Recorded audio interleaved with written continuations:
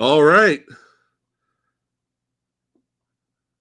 And we are live. That's right. In this corner, we have Phat Samurai Guy. That's right. In the other corner, we have Rob from Entertainment Talk Nation. Welcome, my brother. How you doing? Doing very, very good. Welcome to the Verbal Nectar podcast. The ridiculous name brought to you by a ridiculous person. I meant to ask, what is verbal nectar? Like I'm trying to think. I know what nectar is. So verbal. Yes, so is it just like drool? The words that we speaketh that cometh out of our moutheth. Oh, yeah, that makes perfect sense now. It's like nectar to the ears. That makes perfect sense now. Okay, I'm just done. Don't worry. Whoa, we already got 22 people in the chat. What's going on, chat? Welcome to another episode. We got a special guest today. If you have not, make sure you guys go over to Rob's channel, ETN Entertainment Talk Nation. That's right. Subscribe, show some love. We're gonna build the nation tonight. We're gonna build it tonight. Samurai assassins. That's right. Movie lover badasses combined, teaming up with the nation. That's right. Yes. Girth brothers. That's right. Brothers unite. But actually, me and you've been kind of working out, so I don't know. Yeah, I was gonna say I'm ever since I moved from Massachusetts, I've lost 41 pounds. Yeah, you look. So. I'm telling you, man, you're losing weight. I'm trying to get there. Oh, we got Eric, Asian movie enthusiast, has dropped in. What's going on, buddy? Kaijusaurus was cracking. Michael Gonzalez. That's right. Get everybody. Now, Mike's lucky today because fortunately for Mike, the soundboard does not work on the stream. So those who have their own soundboard button don't have to worry so much about. Actually, we could probably improvise. I don't know. See, I don't know if I play anything on my side, if it'll come up. I know the soundboard didn't. Yeah. But I want to see. Try it. Let's try it. I'll do something that won't hurt the stream. I got to play something that's not I don't know. Let's see if this works. Anyone hear that? No? Nope. Well, they're safe only for today. Only for today. We'll make up for it tomorrow. Oh man, that's right. So I don't know. The Girth brothers, we might have to change it to lean and mean. Yeah, lean and mean. That's right. The Girth is getting a lot smaller now. That's right. I see you smoking over there, relaxing. I like it. I can dig it, brother. Oh yeah, absolutely. I'm going to relax right now with Stone Cold Steve Austin's Broken Skull beer. This is not regular beer. This is from Stone Cold Steve Austin, not sponsored. That's actually a very good impression. Thank you. I'm impressed. That's good. That is good. Give me a little drink. All right. So I see a lot of nation guys in here. Hello, guys. Thanks for coming. Cheers to the nation. Yes, all the movie loving badasses and the nation. Cheers to you guys for hanging out with us today. We are going to go ahead and we got enough people in here today. We can go ahead and get it started, get it crack-a-lacking. Oh, already got a donation. Aldo Fonica, of course. Aldo Fonica is very, very generous man. He's from Canada, so that $10 donation is actually worth about $2. So. Thanks again for the $2, Mr. Fonica. Thank you, sir. Thank you. And actually, if I may, real quick before we get started, let's do it. I want to let the nation know, for those who are here, those who were on the stream yesterday and may not be on Facebook, my cousin ended up raising $1,000 for the charity. So I want to thank you guys. And just to give a special shout out to Aldo Fonica. Aldo Fonica alone donated $130 in donations. Whoa. So I want to give a special shout out to Aldo Fonica for that. And I want to thank you guys for stopping by a stream, showing some love, showing support. And for those who donated, thank you very much. Yes. Appreciate that. Very awesome. Awesome. That is very awesome, man. Yeah, he did do very good. He did a good job. You had to school them. You on your way? Did you school them yet? Did you kind of start showing them the ropes? I told him today. I said, "Look, you did good, but you need some work. So just call me. Just call me when you're ready." Hey, I still need you to show me the ropes, brother. I know. Hey, listen, we did a little mini training before we got started, so Yeah. I'll hook you up whenever, man. I'm always available. I'm not working now, so now's the time. Because once I start working, forget it. Yeah. I'm dying for my kids to go back to school so I can start doing video content and not just streaming. Right. They don't go back to school till next week, so finally next week I'll be able to actually do videos. Copy that, man. Yeah, I'll definitely keep in touch, and I'll make sure to wake you up, 3 a.m. in the morning. Yeah, I'm usually on the weekends. Definitely, I'm usually up. All right, so we are here to talk about movies, cinema. One of the icons, one of the legends, has passed away, unfortunately. This week, over the weekend, he has lived up to be 90 years old. Yep. And he is the legendary Sean Connery. That's right. And we're just going to kind of briefly go over his movies. Not all of them, just some of the ones I'm familiar with. And then after that, we'll take it over. We'll hand it over to Rob. We'll talk about some Godzilla kaiju stuff. But first, let me go ahead and bring up my little list here. And we'll talk about briefly with Sean Connery. Now, do you have any favorite Sean Connery films? Are you a fan, or I'm definitely a fan of Sean Connery. I've never been a Bond fan, so I never. Okay. Sorry, I'm going to torture you today. Then. No, that's fine. I saw some of his Bond movies, but I was so young when I saw them. Yeah, me too.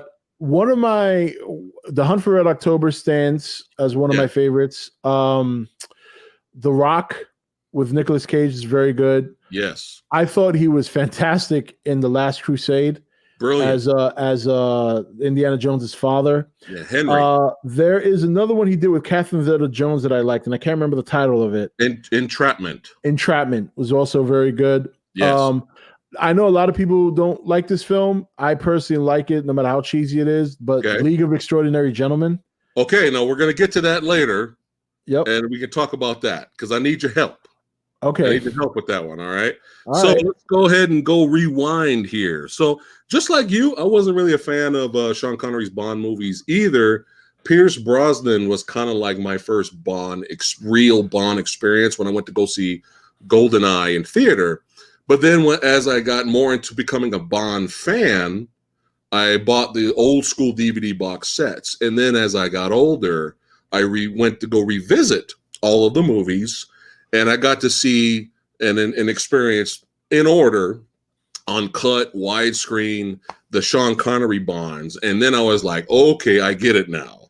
If you kind of rewind back of the time, and they didn't really have the big CGI effects and all that stuff, and they had smaller budget, and some of the stunts were cool for their time back then. And he had a lot of charisma, and I could see why a lot of people would pick Sean Connery to be the only Bond. Like I can't really argue against that.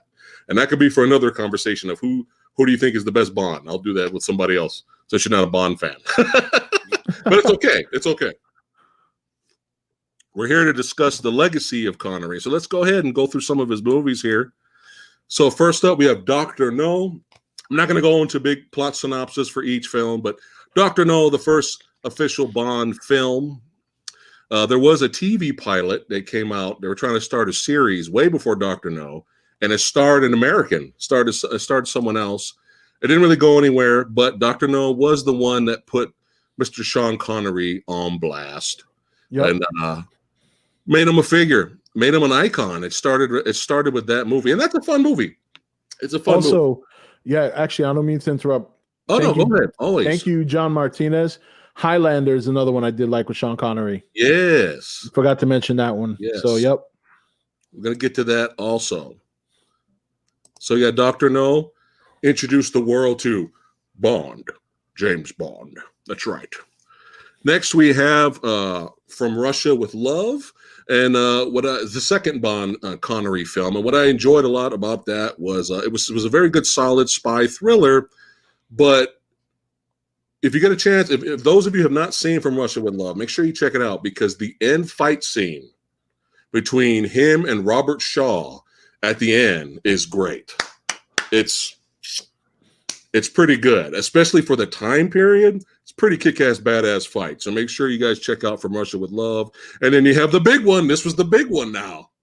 Goldfinger. This is the big one. You got Odd Job, big, huge Japanese wrestler with the hat, with the blade on it, flinging it. You got these big, colorful, more villains. You got, Mr. Goldfinger himself. So what do you want me to do? I want you to die, Bond. This is the movie that heavily inspired Austin Powers. Yes. Because you remember Austin Powers had random task who threw his shoe.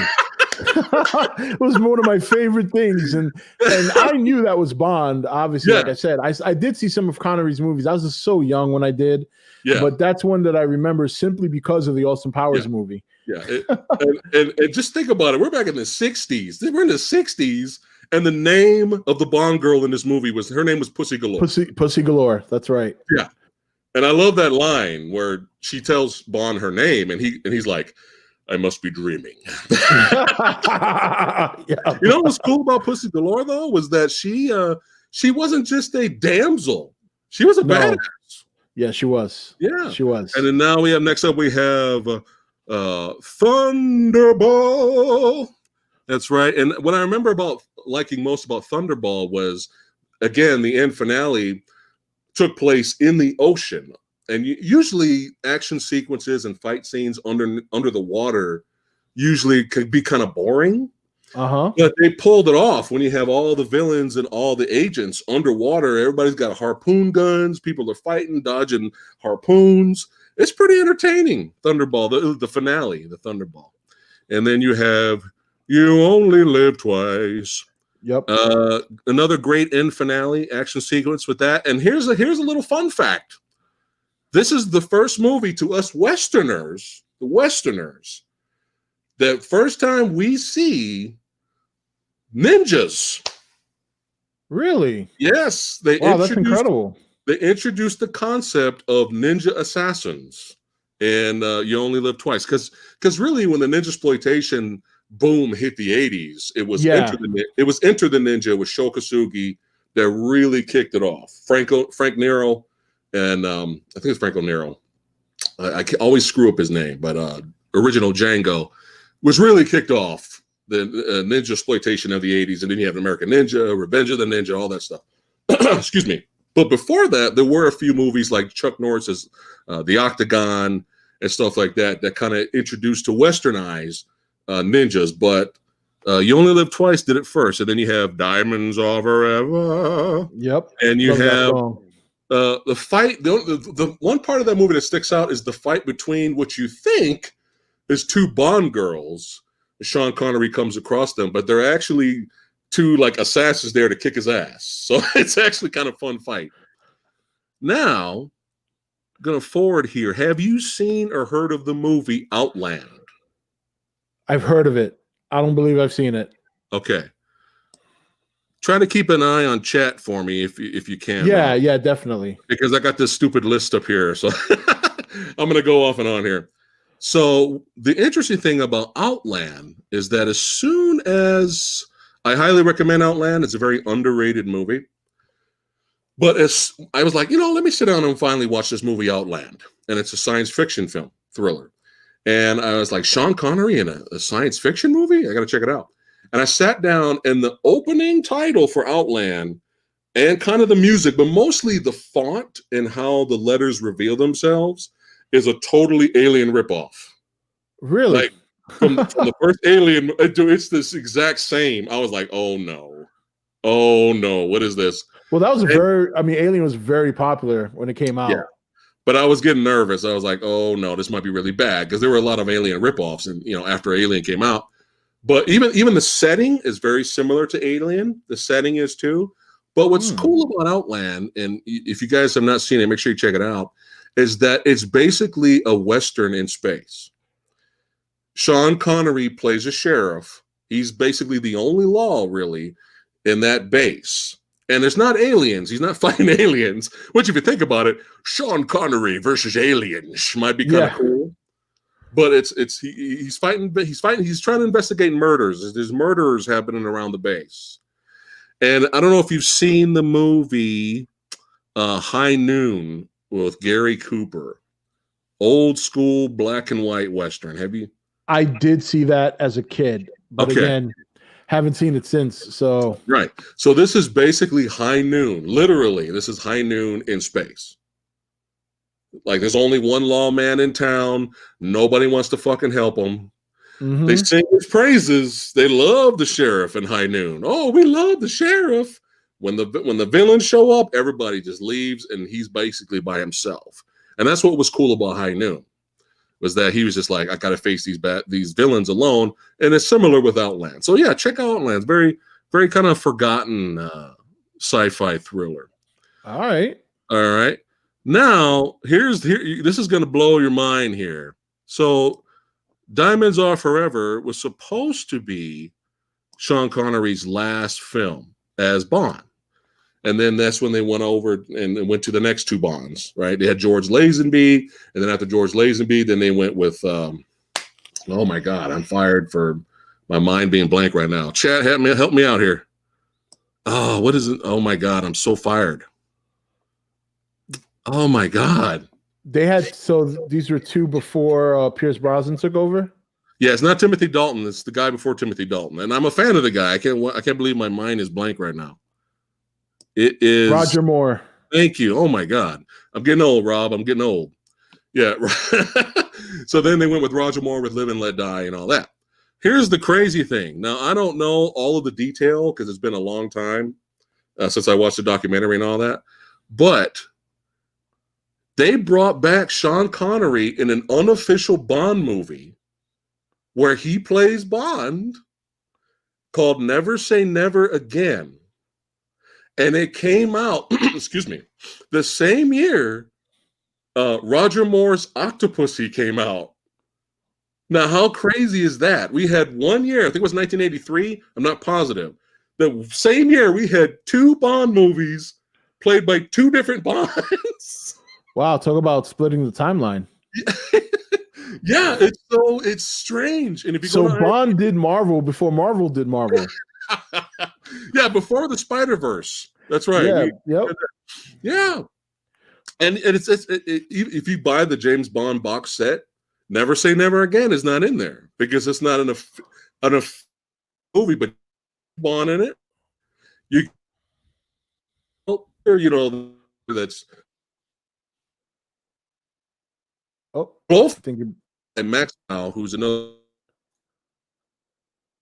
If you ever looked at Kim Basinger in her prime and you thought, you know what, she would have made a good Bond girl. Well, guess what? She's the Bond girl in this unofficial Bond movie. Oh, now I have to see it. I love young Kim Basinger. Yeah. Oh, she was and Barbara Correa, I think I'm saying her name wrong, but she plays this character called Fatima, a very underrated Bond girl villain. She's very over the top and a lot of fun. But with Never Say Never Again, it was interesting because it kind of introduced the concept of an aging spy. Really? Yeah, way before Skyfall came out, where the spy, the badass that you always know and always known and always watched, he's kind of struggling a little bit because he's older. And Never Say Never Again did that with Sean Connery, but it was years before Daniel Craig's Skyfall came out.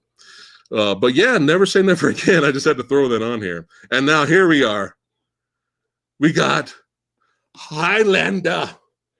That one I remember with Christopher Lambert. There was another movie I forgot to mention, although Sean Connery didn't star in this movie, but he had a cameo. He actually played two small roles, but it's one of my favorite movies as a kid, Time Bandits. I know I'm fired. I am fired for this, but I have not seen Time Bandits yet. Oh, you are fired. It is such a great movie. I know. It's in the queue. It's in the queue to watch. Yeah, bump that up. I'm going to do it. I'm definitely going to do it. But, Sean Connery steals the film as the character Ramirez, a long, old, immortal badass that teaches a brand new, young immortal, and Christopher Lambert shows him the ways and teaches him how to be a badass swordsman. Has a really cool fight with Clancy Brown, who plays the Kurgan, one of the coolest badass villains of film. And you like the character so much that you feel for him when when he gets decapitated. Sorry, spoilers. Oh yeah. I was gonna say that's not. If you haven't seen Highlander by now, then that's your problem. That's not a spoiler. That means it's time for you to catch up with the good shit. Yeah, it's still the best film in the series. It is. Still. Everything after that was complete garbage. Even the one with Mario Van Peebles was garbage. So we might as well jump to Highlander 2 since you kind of bringing up bad sequels. Mm-hmm. The only reason Highlander 2 is terrible. It's terrible, the theatrical version and the director's cut.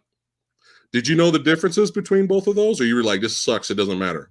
Yeah, it pretty much. For some strange reason in the theatrical, hold on a second. Stephen Miller, thank you for the donation. Here he goes. There was a movie called Casino Royale, which used a James Bond name, but it was not a James Bond movie. The movie came out before. Like, yes. Thank you for that fun fact. That is true. Of course, leave it to Michael Gonzalez to say that Highlander 2 was Oscar worthy. This is the kind of shit I got to deal with on my stream. This guy coming up with these absurd fucking claims. I love it. Can you moderate me so I can just shut him up for the rest of the night? So I'm gonna have to do that for the next stream. But yeah, that was a fun fact. I believe it was James Coburn who played in the Casino Royale movie back in the day. But Highlander 2. They tried what's dope about the Highlander series is that you don't really know that much about them, and that's what makes it mysterious. Yeah. You'll get to know them, and you get to follow these characters and the beloved characters, but you don't really know who put this game together, who is making these people fight for the prize, right? Who created the immortals, right? Yep. Well, some idiot said, hey, let's create some kind of backstory. So guess what? Did you know that the immortals were actually aliens from the planet Zeist? I was hoping I could forget that for the rest of my life. But you mentioning it reminded me of why I don't like any other movie other than the first one. Yeah. Dude, it's like, what did the fucking... So with the director's cut that came out, they totally took out the alien plot, which was smart, right? They're not aliens from the planet Zeist, right? It's a good planet name, I will say that. Yeah. But the director's cut is still messy. It's still a mess. It's not a great movie. However, I still have to recommend people to watch it because Sean Connery, Sean Connery steals the entire movie. He steals every scene. And he's basically the best part of Highlander 2. So I had to give it a recommendation. Okay. That's fair enough. Just fast forward to the parts that are Sean Connery. That's all you need. Pretty much. All right. So we have one of my favorites, directed by Brian De Palma. The score is fantastic by Ennio Morricone. And we have the character Jim Malone, which won Sean Connery a Best Supporting Actor Academy Award, and we have the Untouchables. That's right, the Untouchables. Fantastic movie. Now this is where I get fired because I haven't seen it. Well, you're in luck because now you have time. Very true. Right? We got homework. I got Time Bandits, right? And I have Untouchables. Yeah, Untouchables still holds up to this day. It's a fucking badass gangster versus cop flick. You can't beat Robert De Niro in his prime, playing Al Capone, beating people over the head with baseball bats. Like you just can't beat that movie. Kevin Costner actually gives a good performance in this movie. He's very touch and go. Yeah. Everybody was in their prime. Andy Garcia was really good in the film. But again, who steals the movie? Sean Connery. Sean Connery as Jim Malone. And heareth endeth the lesson. He always would tell Kevin Costner that after he would kind of smack him upside the head and kind of show him the reins. But yeah, it's a great movie. Chat, if you guys have not seen Untouchables, great score, man. Badassity abounds. Some comedic moments. Good shit. So we got Untouchables. And Here's the one you mentioned earlier. Indiana Jones and the Last Crusade, son. Now, what I like about this movie, dude, with Sean Connery is you get to see a comedic side that we hadn't seen from him. Right. And it got to show you his range as an actor, because he is hilarious in this movie. Hilarious. I mean, it is. John. Thank you, John, for the donation. And yes, Rising Sun is on the list, so we'll get to that in a second. Yeah, go ahead. Yeah, I thought obviously he plays Indiana Jones's father in the movie. And I mean, we named the dog Indiana. Yeah. Indy Junior. And he was just so funny in this movie. And that is probably my favorite in the Indiana Jones series. And a lot of it has to do with him. You know, it doesn't mean I didn't like Raiders. It doesn't mean I didn't like Temple, but he just brought a whole different element to the movie. And it also expanded on the character Indiana Jones's life a little bit, which also made the movie even better. Yeah. And then, of course, there's nothing more interesting than a quest for the Holy Grail. You know, so biggest, I'm fairly religious. I'm not that religious, but I've learned about the Holy Grail. It is one of the things that some people these days, some treasure hunters still believe it exists and still are out there looking for it. Yeah. And but him in this movie was just hilarious. It was a side of Sean Connery that I don't think you really get to see in many other movies even after this. Right. And that's what makes it so special to me, is the fact that he just showed his range. He was hilarious. And yeah, I don't know how you feel about the movie, but I love it. It's one of my favorite Sean Connery movies. I love it. And it was, and you're not alone either, because there's a lot of people that actually consider Crusade the best Indiana movie. And they love Raiders. They even love Temple. We're not going to mention the fourth film. That didn't happen. The skulls. Crystal Skull. Yeah, that was pretty bad. Yeah. But I would have to agree. He had a lot to do with that. He had a lot to do with why the movie was, to me, is one of the best, probably the best Indiana Jones movie. Indiana Jones was fighting the aliens from planet Zeist. Yeah, oh God, that would be so bad. that long-awaited Highlander Indiana Jones crossover. But back before we move on, though, Last Crusade was special to me because I actually saw that in theater. Yeah, I did too. Yeah, and leading up to that, I was already an Indiana Jones fan because I watched the movies on television, and I was like, wow, we actually get to see an Indiana Jones movie on the big screen, and it was great, man. Crowd was laughing, crowd was cheering. It doesn't age. It doesn't age. It's no. Perfect adventure action flick that checks all of the boxes. Absolutely. And that's why Last Crusade is a classic. And have you seen The Hunt for Red October? I did see The Hunt for Red October. What'd you think? I remember loving it. I can't say I've seen it. I've only ever seen it once when it came out at the time. So I don't remember a whole lot, but I do remember liking it a great deal. Yeah. Yeah, I mean, that was good stuff. Another great performance from everyone involved. That's our first Jack Ryan movie, right? I believe so. And then we had Patriot Games. Yeah, I think Patriot Games. I forgot the other one with Harrison Ford. Clear and Present Danger, I think was the other one. Some of All Fears, and then I think the Jack Ryan movie with Chris Pine. Yeah. And now they have the Jack Ryan show on Amazon with John Krasinski. Is that good? Oh my God, yes. I saw the first season. I haven't finished the second season yet, but I love it. Love it. Really good. I'm gonna have to check it out. More homework for me. There you go. Yeah, Hunt for Red October, very good Soviet thriller. That's right. Yeah, the Soviet's best captain, played by the Soviet Union's best captain, played by Mr. Connery.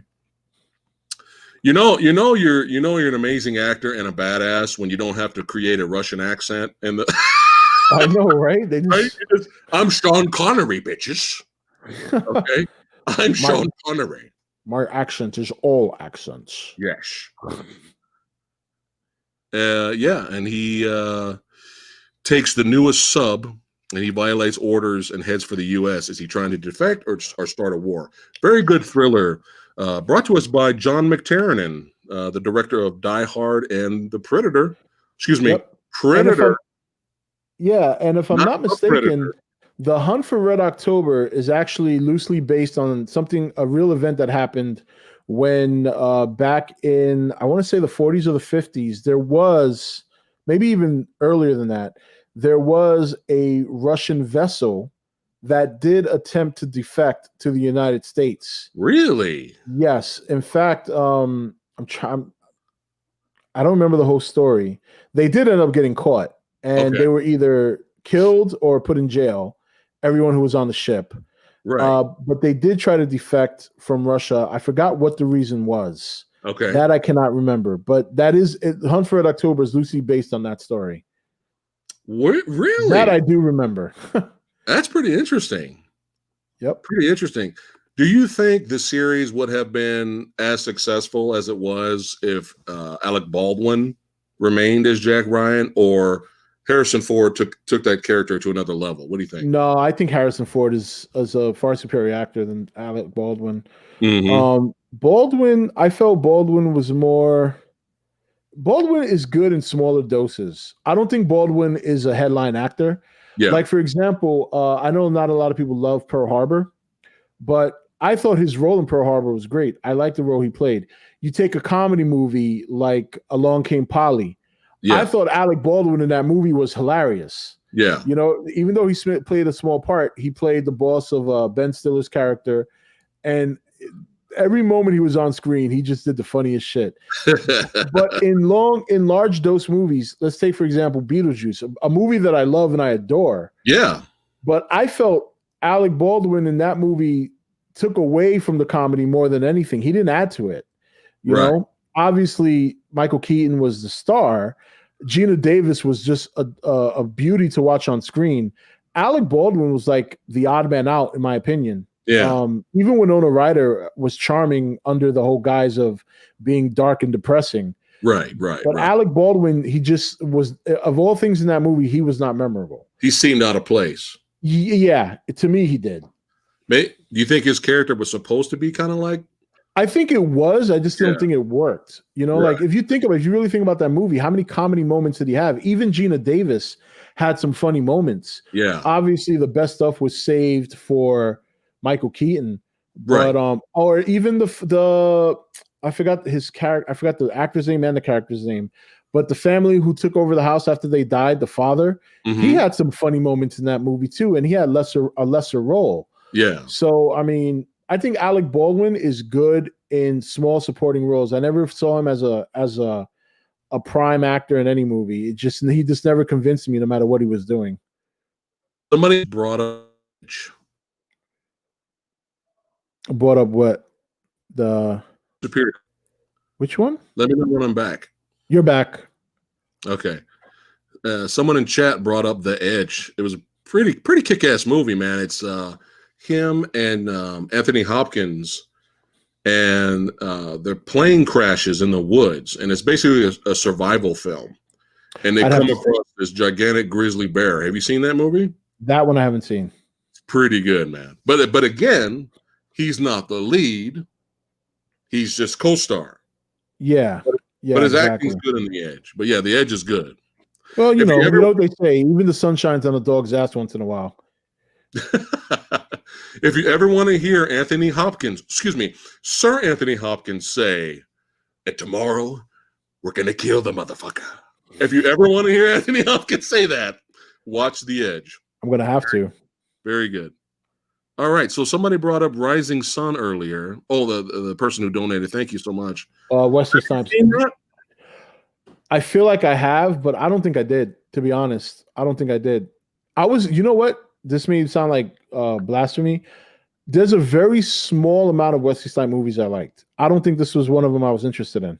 Right. In fact, I could only think of maybe 2 movies that, off the top of my head, 3 that I liked Wesley Snipes. New Jack City. Okay. Blade, of course. Well, both Blade movies, if you want to count them. Okay. And White Man Can't Jump. Right. And outside of that, I can't think of any other. Even Demolition, I didn't like him in that movie. I thought he was an idiot. As good as the movie was, I did not like him in that movie. I thought he was way too over the top in that movie. Wait, hold on. We got Eric here talking about Zardoz. Everyone's bringing up Zardoz. He's like, I watched Zardoz last night. Not a fan personally. It's weird, but commendable. Never even heard of it. Oh God, dude. Okay, it's on the list. It's in the queue. It's in the queue because it looks so. I saw the trailer, and it looks so batshit insane. It looks like a sci-fi fantasy.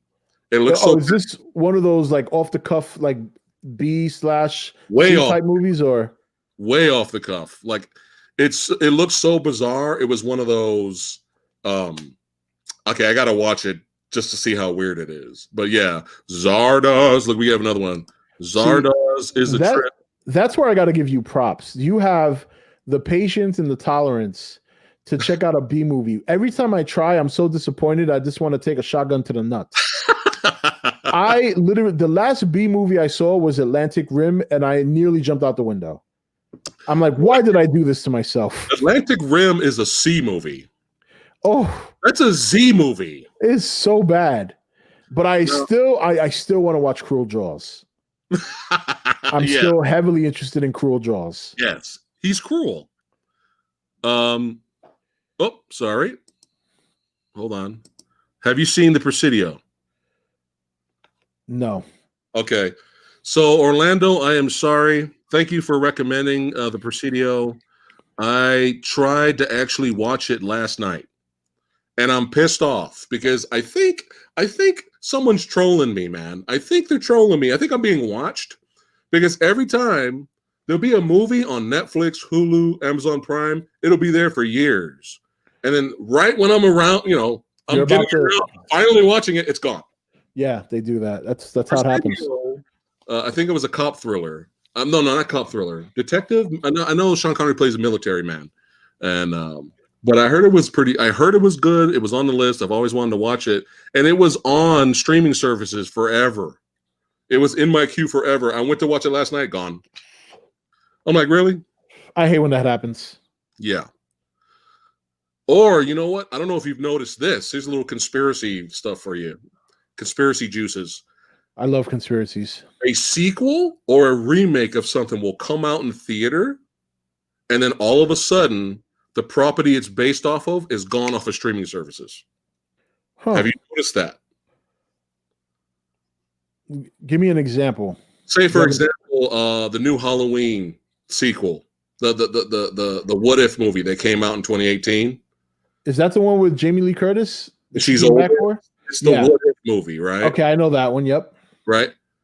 Like the other sequels didn't happen. Oh, like they scrapped the history. Right. Or except maybe I think the original, right? Right.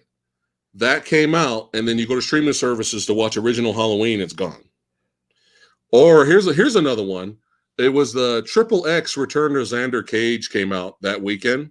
So I never saw the Ice Cube one. And the Ice Cube one was on Netflix for years. And that weekend, I went to go watch it, and it was gone. I never saw the Ice Cube one either. Yeah, so I think it's a little conspiracy. I think they want you to go, no. Now that you've shown interest of what's coming out in theaters this weekend, you're not going to watch the previous products for free. You got to buy it now. Yeah. I think I'm on to something. Chat. Or at least you're not going to give that money to Netflix. Mm-hmm. Yeah. I mean, I still probably wouldn't see it anyway.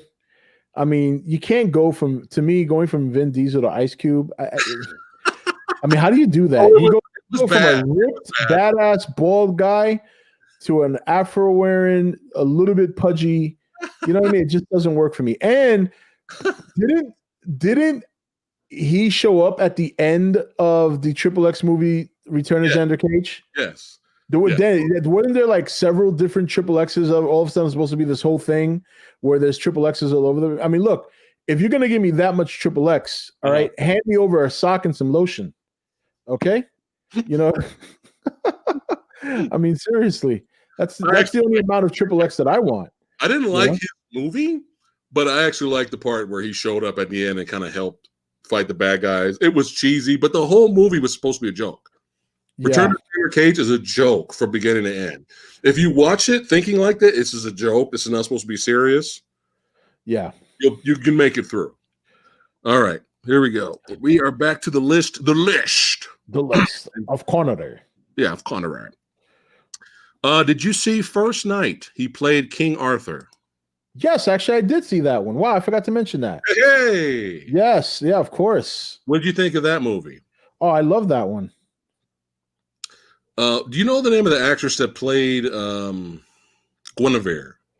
I think it was wait, give it. I'm looking at it like literally I have her in my brain right now.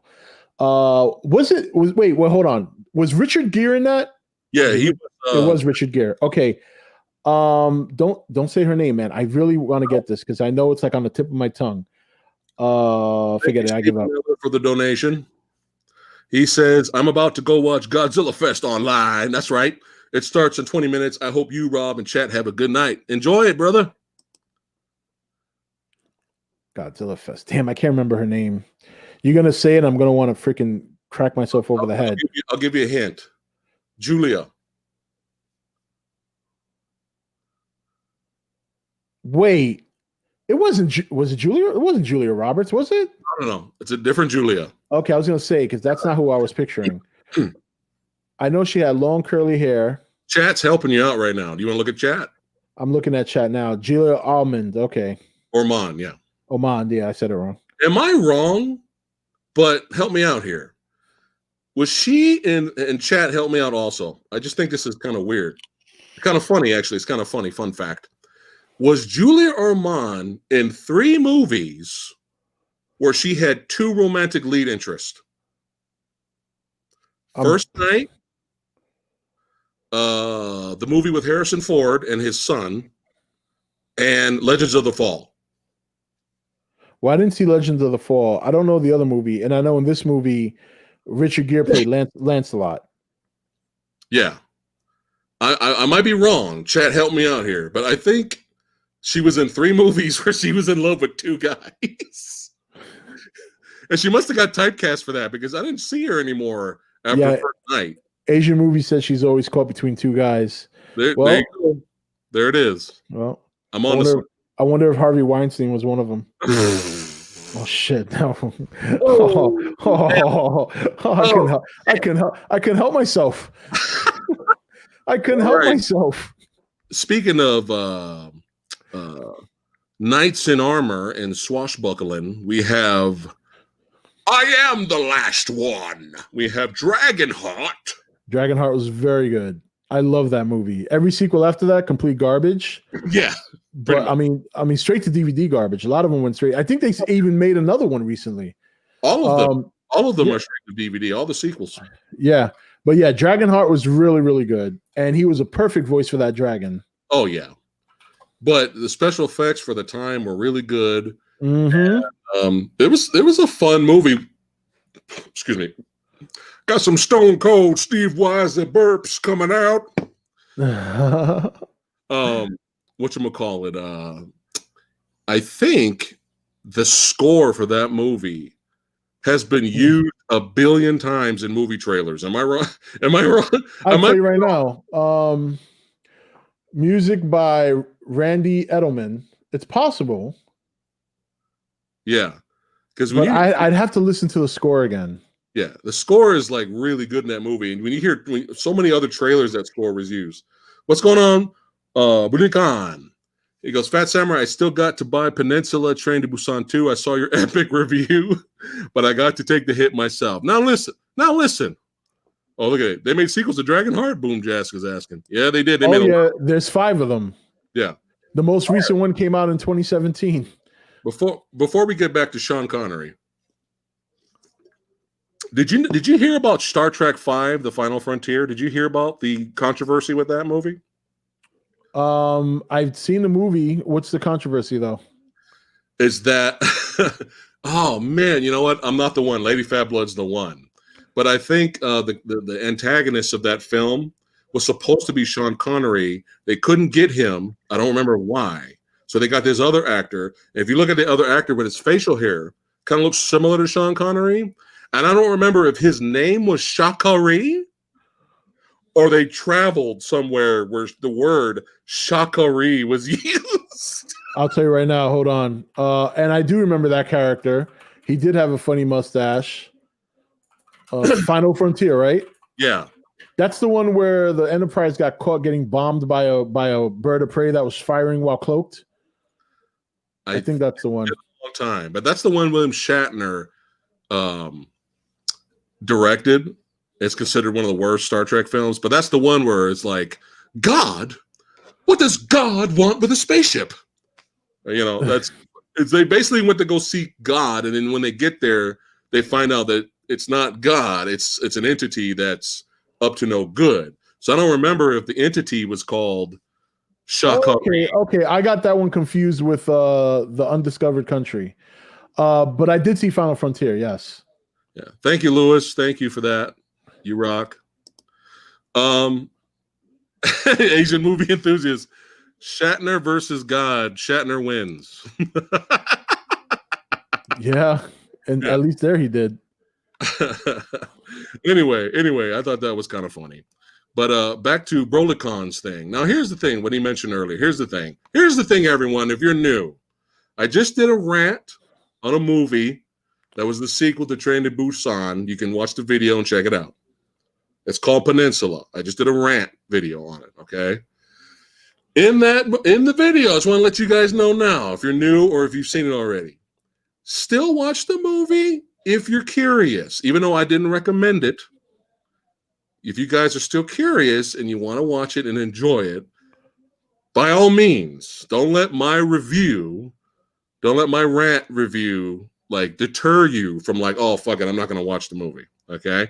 If you guys are still curious in watching Peninsula or Peninsula Drift, like I want to call the movie, all right, by all means, watch it. You may love it, you may enjoy it, and have a good time, okay? So I just wanted to get that out of there now, okay? But still, check out the video. It's pretty fucking funny. All right, here we go. And like you said earlier, we have Entrapment, starring the beautiful Catherine Zeta-Jones. Yes.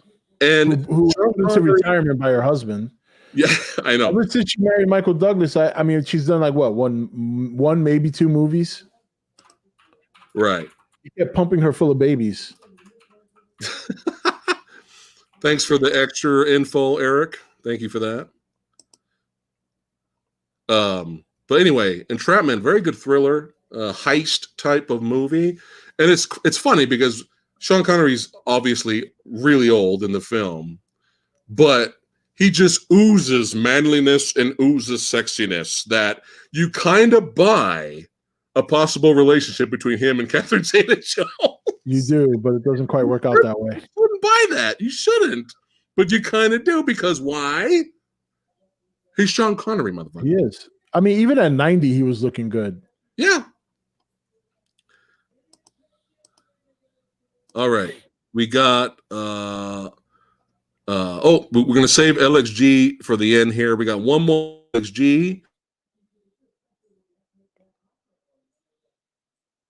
Right. Classic. Oh, did I disappear? Am I back? For like 2 seconds you did, yeah. There was no audio. Okay. So we have the action thriller, blockbuster, summer action film. I saw in theater. The audience loved it. Everybody had a blast. Could quite possibly be, let me know, chat and Rob, Michael Bay's best film. What do you think? The Rock. Michael Bay's best film, The Rock. It's definitely one of his best. Okay. I have to see. I mean, I know a lot of his movies, and there's one that I'm thinking about. I can't remember the name that I think might be his best movie. Let me check this out.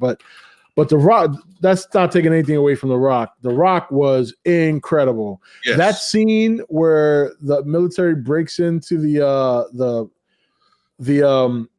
Alcatraz, and they've got like the high ground, and the guy's like, "Don't do it. We got the high ground." That scene alone was sick. Yeah. The way they got taken out, and I'm like, "Oh, why?" Okay, Bad Boys is one I'm thinking about. That's a good one. That's a good one. Bad Boys is really, really good. So it's hard. I'm still choosing The Rock over it. I think I was gonna say, in hindsight, though, I think The Rock is better. Yeah, but yeah, that was Michael Biehn. That's right, from Aliens and Terminator fame. He was the guy leading the team, and when they all got taken out by the Ed Harris and his troops that had the high ground. But yeah, emotional content scenes. You don't really get a lot of those in Michael Bay movies. You usually get explosions and boobies and slow motion. Yes. Don't get me wrong. Michael Bay is a guilty pleasure of mine. I love the Transformers movie, with the exception of maybe 2 of them. And look, what more? Listen, I'll tell you this much right now, because I'm looking at it here.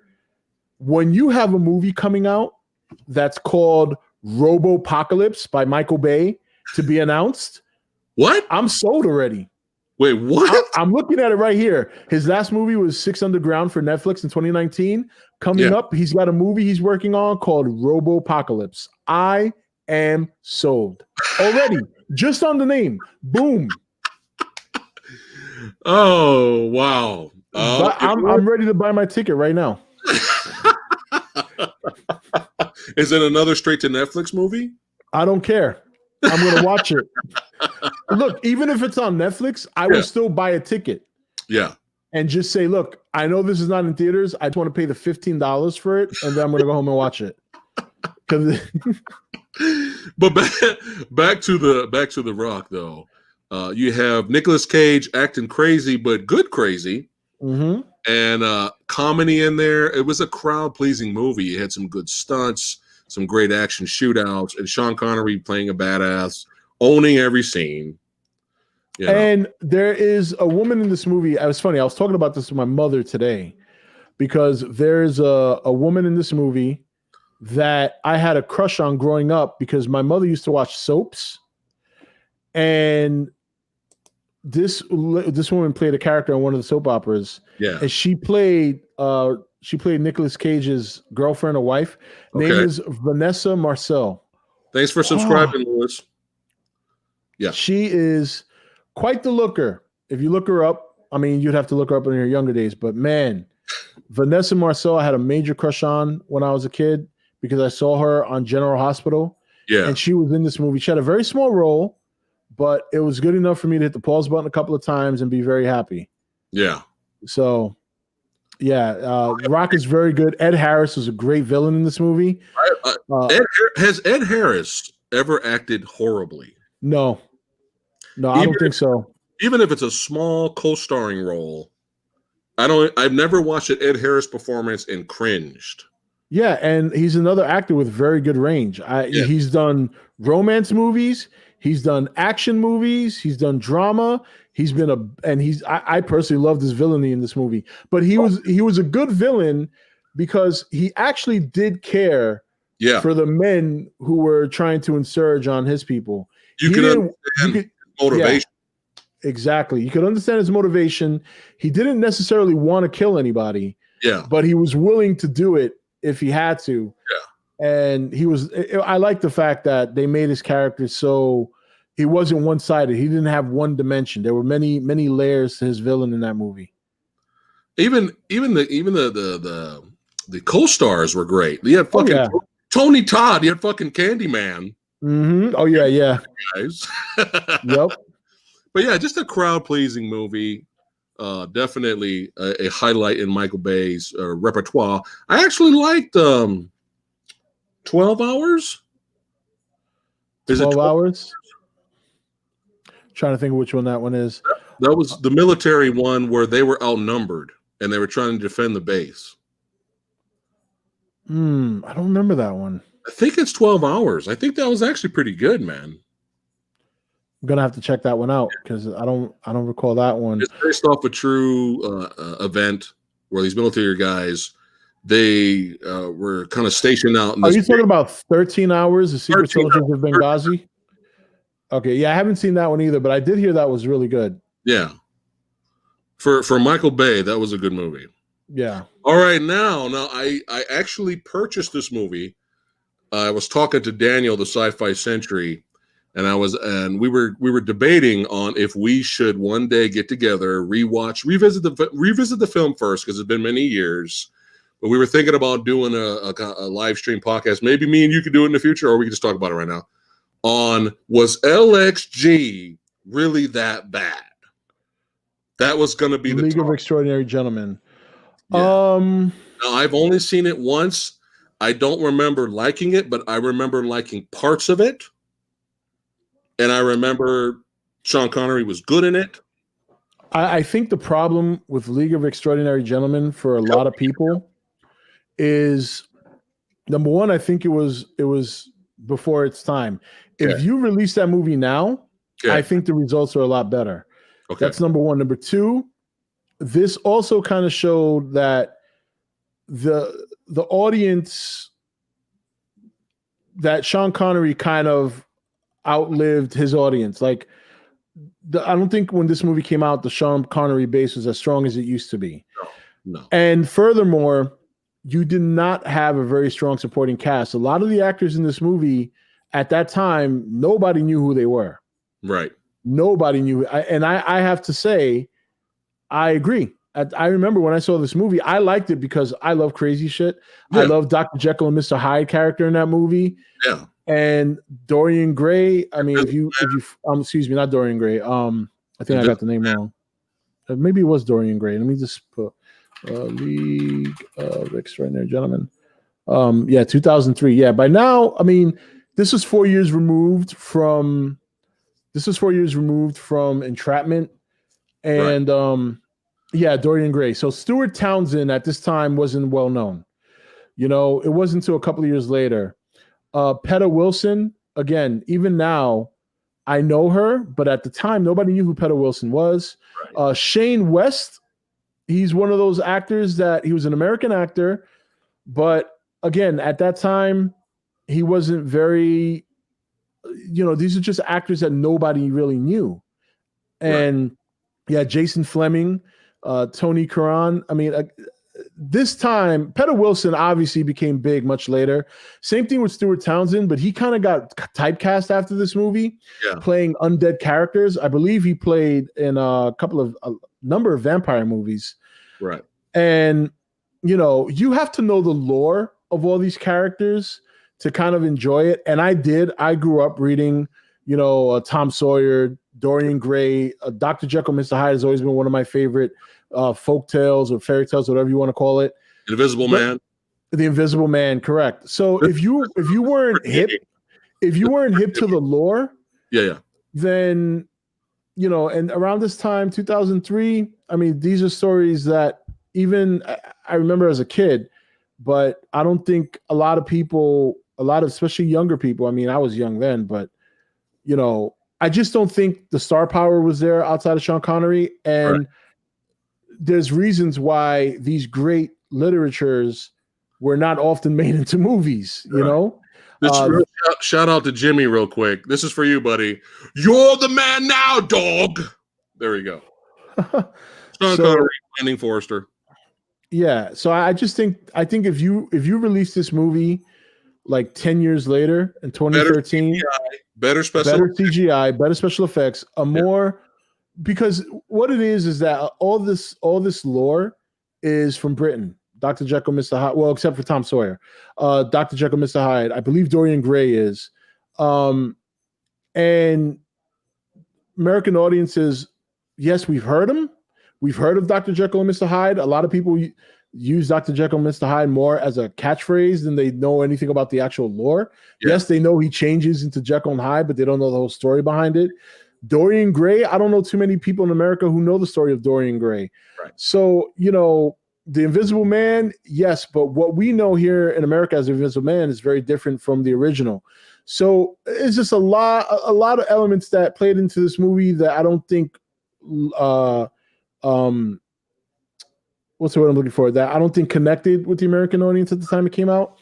So, but I believe if you make this movie 10 years later, put a more well-known cast, and Sean Connery, because the guy doesn't age, you could still put him in the movie. I think it does a lot better. Right. So the experience, what you're saying is that this movie was ahead of its time. I think so. It is really cool. I mean, it's a really cool movie. I loved it. I thought it was great. Well, the concept, I mean, it was based off of the Alan Moore graphic novel, which won tons of awards and was critically acclaimed, the Alan Moore graphic novel. I'm not sure exactly what happened in detail behind the scenes. I heard it was a nightmare making the movie because it must have been bad when the director of Blade quits directing films for the rest of his life, Sean Connery quits acting for the rest of his life. Something behind the scenes was so bad. I don't know, it was production, studio interference, I'm not sure. Probably studio interference. Where they were just like, fuck it, I'm done. Which is sad because I've always wanted to see the director of Blade do more work. Right. But I think you might be onto something, Rob. So when I get around to revisiting it again, maybe I'll still do that. Was it really that bad? Video about the League of Extraordinary Gentlemen. Yes. Yeah, I personally remember loving the movie, and I've seen it multiple times since. Yeah. I think the CGI is bad. I'm just gonna forewarn you. Yeah. And there are a lot of issues in the movie. But I think I fell in love with the concept because, again, I like the lore of a lot of the characters in this movie. So the idea of, and it's not mainstream, you know what I mean? Like you see the Avengers, that's mainstream. DC, that's mainstream. You know what I mean? You're taking individual characters that have their own popular lore, folktale stories, and you're putting them all on screen. And I love that. I love that idea. So it's unfortunate it didn't work out the way it could have. Right. But I think a lot of elements played into that. Probably, like you said, the background stuff.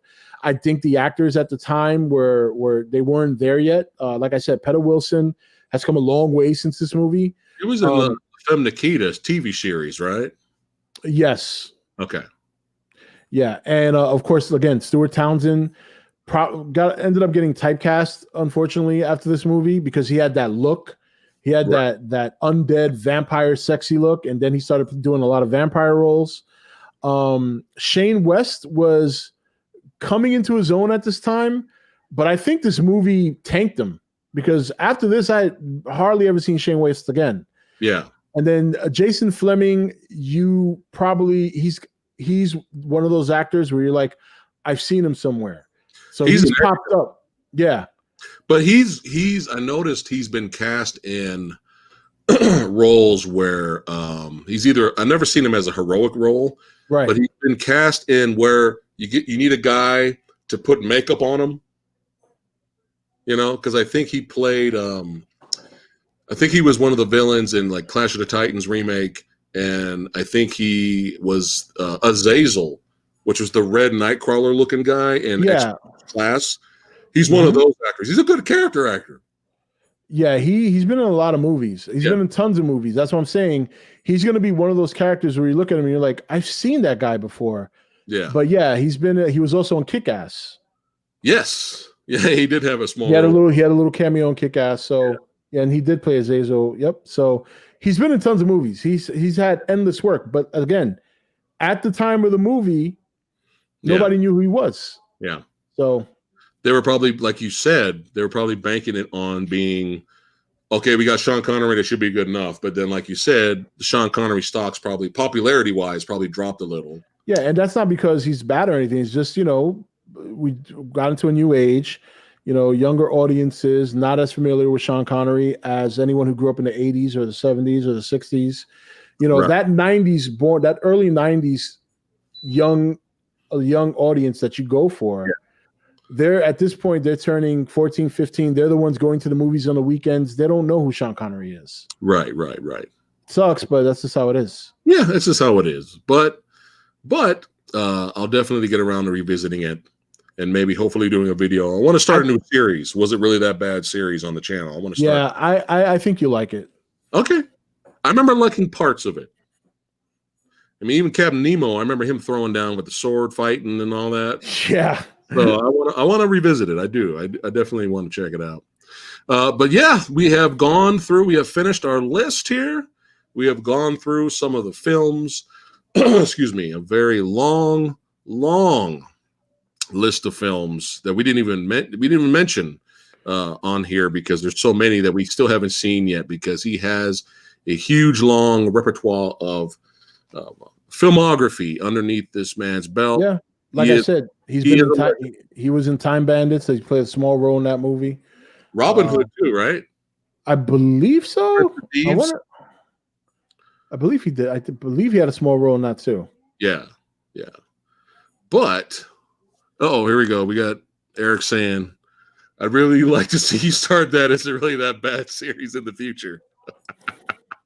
I might have to do it. Rob, I might bring you in on this, buddy. Hey, you know what? You might inspire me to do my own too. We can just kind of rub off on each other.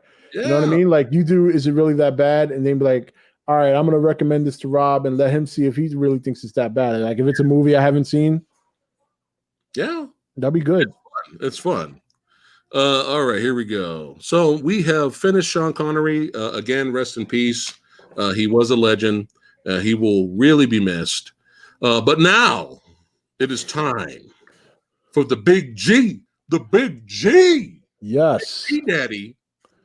We're gonna go through Rob's favorite Godzilla films here. He's gonna do most of the talking. I'm gonna shut up. I talk too much.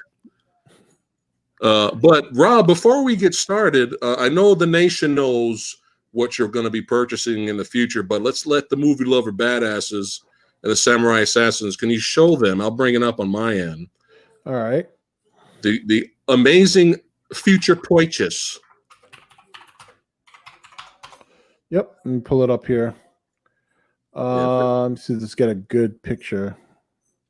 All right, this is good. All right. And I'll share it so you can pull it up. I'm gonna pull it up right now as soon as I get it. All right. That way chat can see. Everybody can see here. Yeah, the ETN definitely knows this is coming. So boom! Look at that.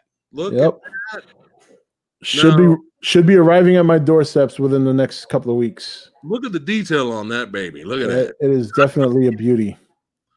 Yes. Now, how tall is that guy?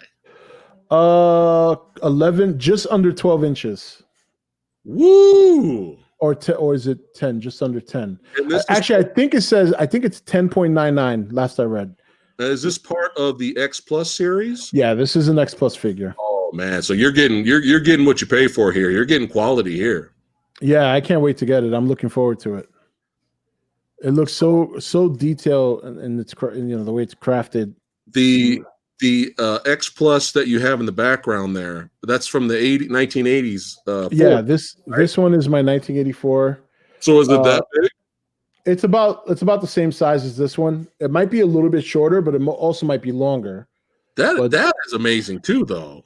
Yeah, this is a great one. Let me just pull it up here. So, and the detail. I mean, you even got the derp eyes from the movie. You know what I mean? What is it about that face where you're just like, you know what? I don't want to fuck with that guy. Yeah, he's not happy. He's not happy at all. But he's this is one I have been dreaming about getting for about 6 years. And I'm glad I never bought it when it first came out, because the original X Plus version, while it's very good, it's not nearly as detailed as this one. This one is actually pretty recent. I think maybe this was crafted maybe 2 years ago. There's a famous sculptor in Japan. I believe his name is Yuji Sakai. Okay. So he did this one. I believe he also did the 2019 one, the one that I purchased. And yeah, I'm not a big figure collector. Yeah. I'm very selective about the things I get. And I knew that. I'm not a big collector. Yeah, I know. So in Japan, this is my favorite Godzilla suit. So that's why I got it. Okay. And obviously I very much love what Legendary has done with the Godzilla design, that I think is original, but it's also a good spiritual representation of what Godzilla looks like. So so I can't wait to get it. I'm assuming you're gonna show it off once you get it, right? Because I want to see it. Oh my god, yeah, I'm gonna unbox it and everything on a video or something. So all right, so here's mine. If you guys have not seen my horror movie pickups video, it's a lot of fun. Make sure you guys check it out if you haven't seen it. But at the end here's my little most recent kaiju pickup. We have Gigan, son. That's right. Final Wars. Look at the base. I'm sorry. There you go. The base. Check that out. Yeah. Oh yeah, I remember when you sent me the screenshot of that. So you actually did get it. That's incredible. Yeah, that's nice. And chainsaw hands. Why? Because it's motherfucking chainsaw hands. Okay? Of course. I mean, what else? What other reason is there? You know. So there's that. That's probably the last purchase I'm going to be buying for a while. Yeah, that is really nice. All right. So before we get into your favorite Godzilla movies, have you heard anything about the Criterion released whatchamacallit, Showa era box set. Did that do well? It did. In terms of sales, it did very well. I myself did not buy it because I have all the movies already, and as nice as the presentation is, I got kids. I can't just go spending, if I was single, maybe. But even still, there were some people reporting that some of the movies, the quality of the movies, some of the movies weren't that great. Some people were complaining that on the very bottom, there was like strips, like colored strips on the bottom of the movies. I'm not sure if that happened to everybody or just the select people that were complaining about it. But in terms of sales, it sold very well. Okay. Do we have a shot? Do we have a chance of another release, but with the Heisei and in the Millennium era? I'm pretty sure we're gonna get that. We just got a Gamera one. That was the Shout Factory. Yeah, that was exactly. So I do think we'll get the Gamera one's actually $99 now. That's not bad. I think eventually they'll release a Heisei and a Millennium. Because a lot of those Millennium Blu-rays were released by Sony, and the picture's terrible, man. Yeah, the picture's not good.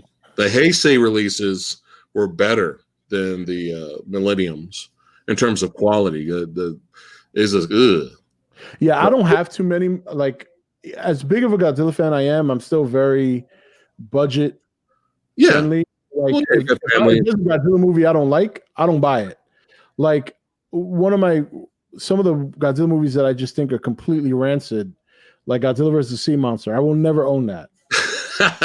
I'm a big Godzilla fan. I will never own that movie. We did a watch along Godzilla series for a while, and somebody had dared me to watch that, and I think Godzilla's Revenge back to back. And I remember doing that on a Friday night with chat, and I wanted to just stab my eyes. It was so bad. What do you think of Eric's quote here? What did he say? Let me see. Heisei is the best era for Godzilla.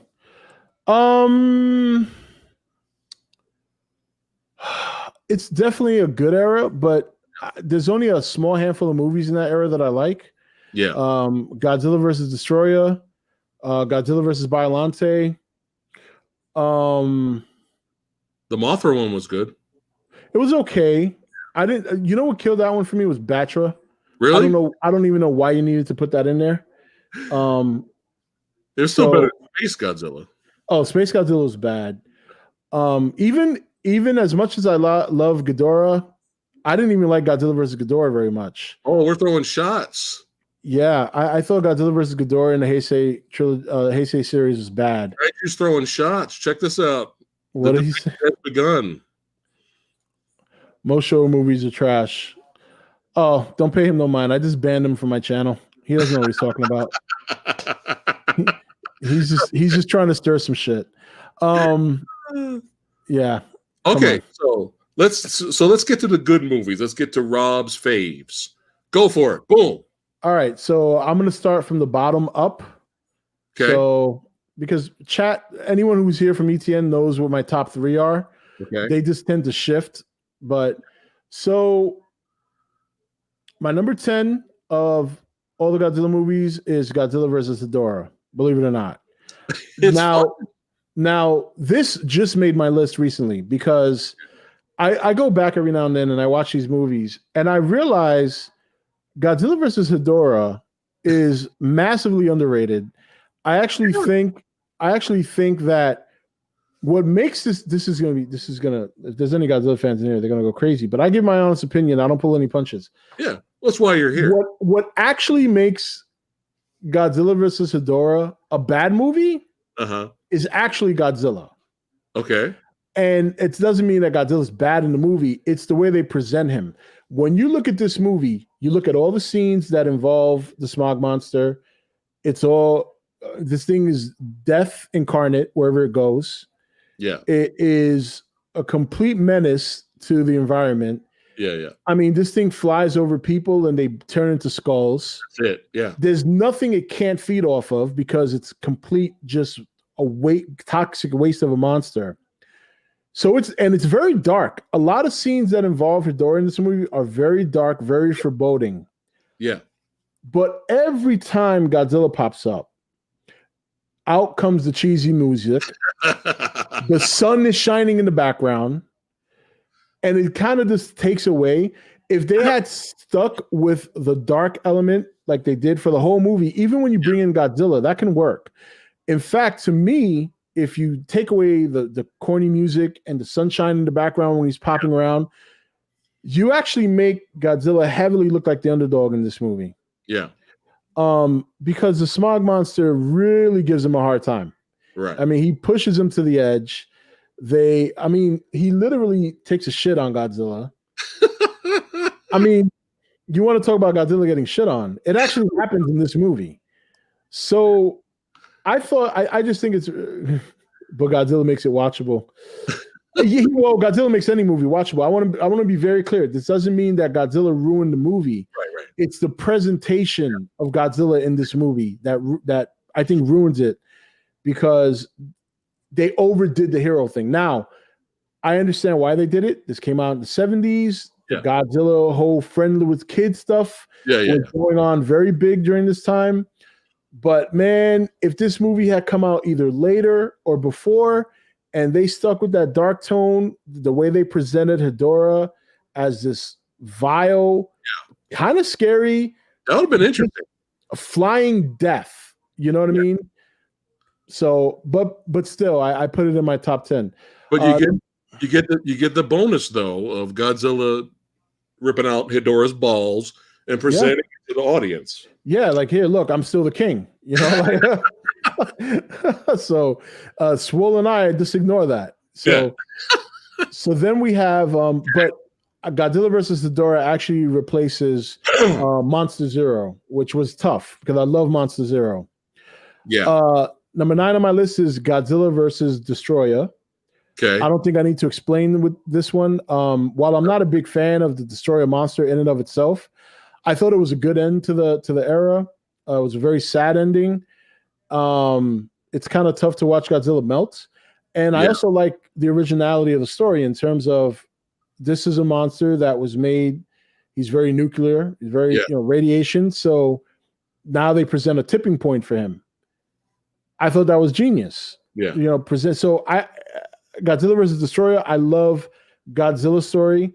I like the way they made Destroyer, a very horror presentation.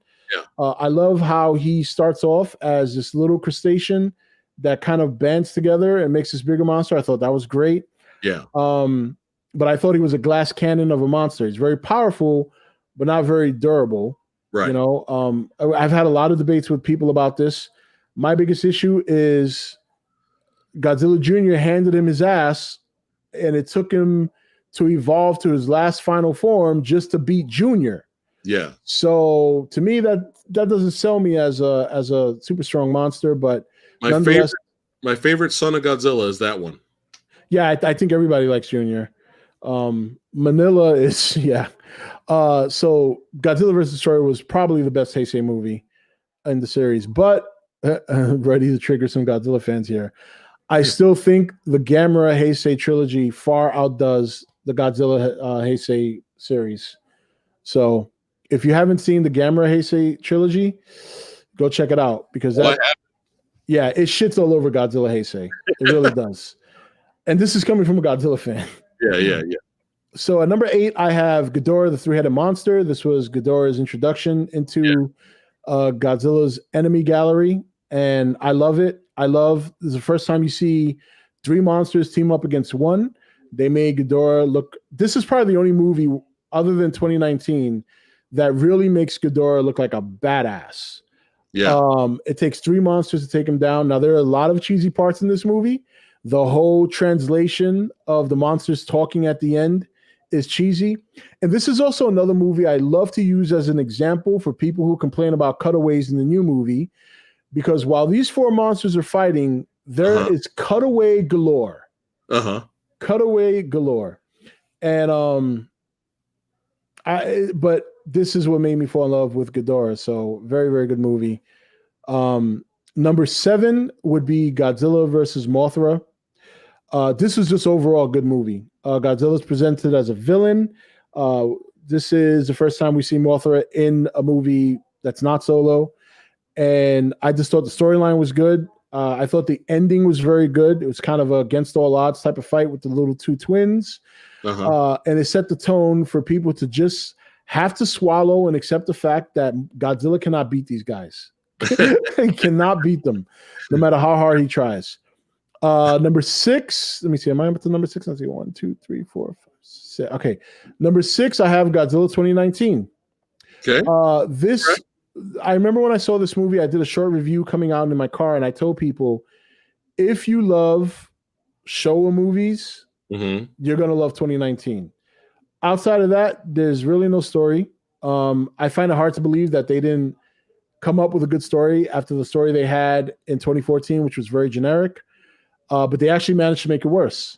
But to me, what saves the movie is the monster battles. They up the ante on that. The Rodan scene, from the time he comes out to the volcano to the time he clashes with Ghidorah, is hands down the best scene in the movie. That sequence where he is just picking off pilots and chasing the big jet is just a masterpiece of cinematography, special effects. That is the highlight of the movie if you haven't seen it. I agree. The movie overall, I thought was just a lot of fun to watch. I mean, I love it. I love it, but it leans too heavily on exposition. The characters can be interesting, but they don't get enough legwork. And I like the lore they presented. If you saw the movie, they did kind of hint and touch on like the twins, the Mothra twins. They did show other lore. For example, alluding to the fact that Ghidorah is a space monster, but they didn't go too heavy-handed on that. I thought that was clever. But overall, the movie is just, if you love monster fun, and it's a good movie for that. Great soundtrack. Very good soundtrack. That's probably the other thing about this movie that makes it incredible. The soundtrack by Bear McCreary is outstanding. So then for me, number 5, we have GMK. Yeah.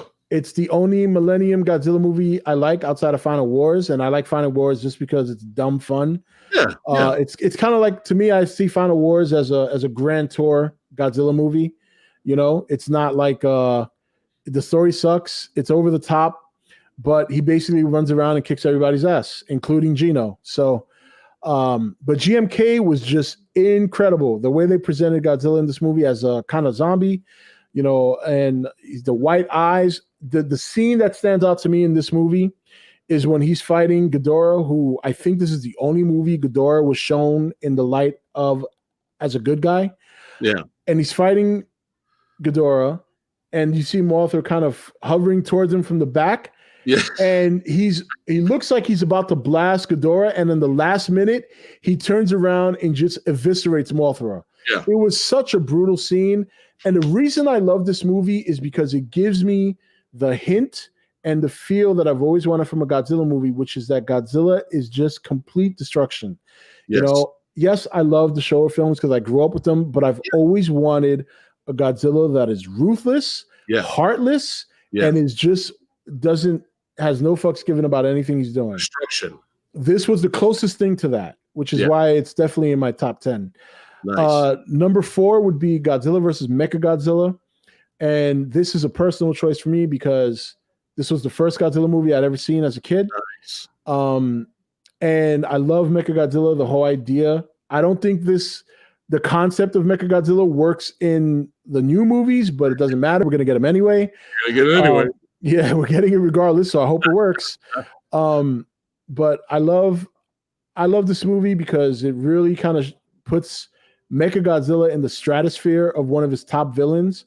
Yeah. I always used to have a hard time of juggling who's his top villain. Is it Ghidorah or is it Mechagodzilla? And I gotta say, I think it's Mechagodzilla. Ghidorah, after the 3-headed monster, became more of a pushover. I actually felt bad for Ghidorah in Destroy All Monsters because he was just getting pounded by like 9 other monsters. The NWO. Oh my god. Yeah, it was like an NWO pounding, exactly. Yeah. Like, I swear to God, I heard that music playing in the background, like New World Order. And it's just, they're spray painting NWO on the back of Ghidorah. It's like, I know, seriously. So for me, Mechagodzilla is his number one villain of all time, in my opinion. Because he's always kind of come back, and every time he's there, he gives him a hard time. Even when the people controlled Mechagodzilla in the Heisei series, they nearly killed him. If it wasn't for Rodan in one movie, he probably would have died. But in this particular movie, I mean, Godzilla took an ass whipping, and it basically, if not for his, I guess, magnetic power, how he got that, we don't ask these questions. He probably would have lost. Mechagodzilla had him down and bleeding. It was the first, I remember seeing that. I'm like, oh my God, he's bleeding. So definitely that's not my number 4. Now, number 3, I have Godzilla 2014. Okay. 2014 amongst the MonsterVerse remains my favorite. I like the way Gareth Edwards presented Godzilla in terms of scale. I thought it was really good. I like the fact that he did not show him a whole lot, because it made the ending much more valuable in terms of what you got. Okay. We all knew that the breath was coming. We just didn't know when. Yeah. But when it did, it was incredible. And you get a really good high from seeing that in a movie. And such a good high that you don't expect that your high could be exceeded 5 minutes later when he uses his breath again to basically blow it down the throat of the Muto, which he had never done in any other movie. That was probably, that could be the most badass Godzilla moment. It's definitely one of the most, I gotta say, to be fair, one of the other best breath moments for Godzilla was probably Shin Gojira, when he first uses his breath and pretty much eviscerates the city. Destruction. Yeah, that was incredible. 2014 is number 3. Number 2, okay, my man right here, Godzilla 84. Derpzilla. I don't care if he's my derp. I love him.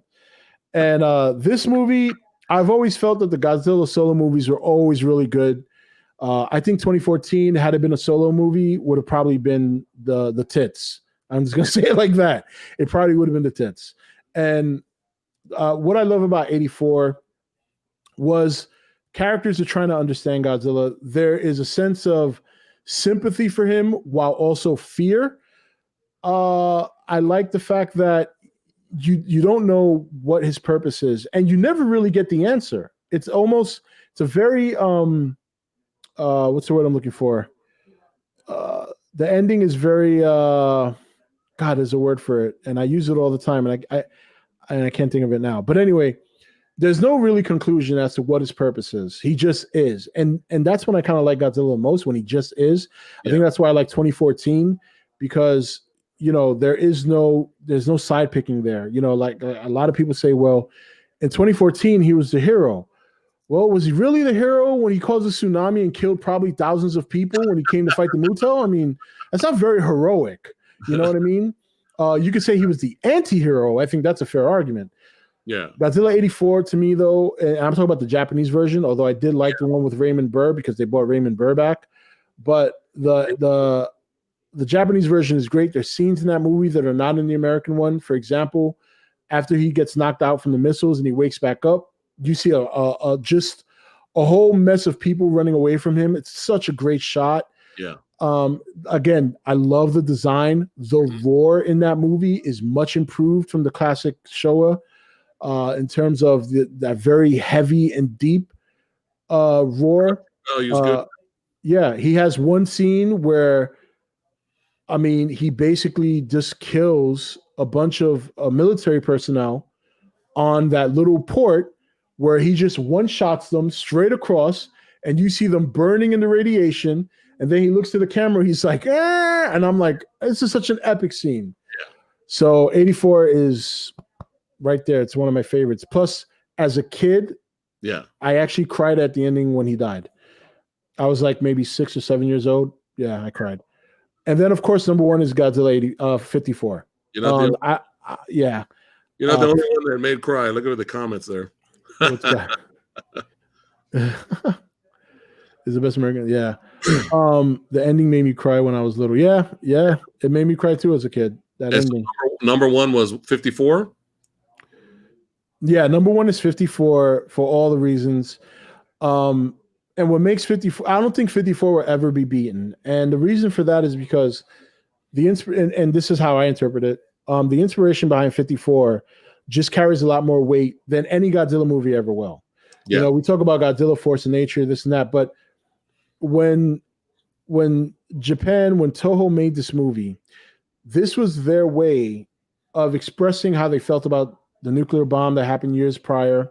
This was their way of getting past the American sanctions against propaganda, against talking about the nuclear war, or the nuclear bomb, I should say. Yeah. This was their way of being able to express that, to express their discontent with such power.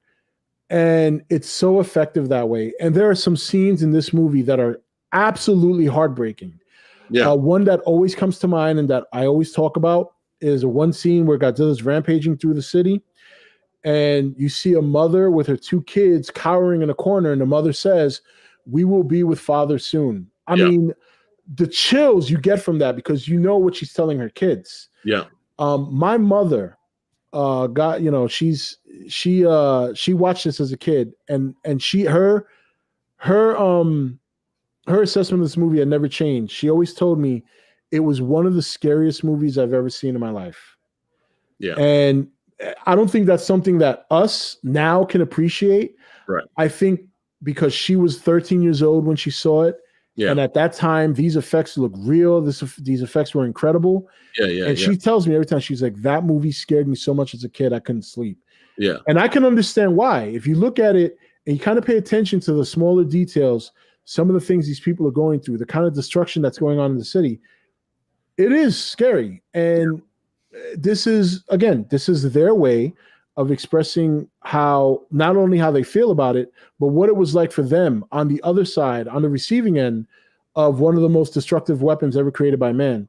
And that's why I think 54 will always remain the best movie, not only because it still holds weight to this point in terms of presentation and cinematography, but also because of the fact that what it means and what it means in many different aspects, you know, how Japan felt about it, what Godzilla represents to them. You know, we love Godzilla as a big monster, but these guys, when they first made this movie, that is their H-bomb. Yeah. You know what I mean? So, and that's it, man. That rounds out my top 10. I'm a little disappointed. I thought your number one was going to be Godzilla 98, but oh yeah, no, it's an honorable mention. No, it's funny that you mentioned 54. I mean, it's a great list, man. Great picks, great list, great picks.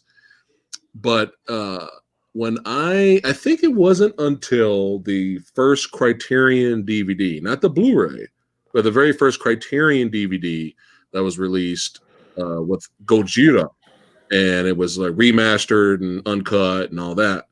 That was really the first time I seen that movie. I never really, I kind of just like, when the Raymond Burr was on TV, I was like, I want to see Goofy Godzilla fighting with Jet Jaguar, you know, because I grew up with the Showa era of Godzilla. So did I.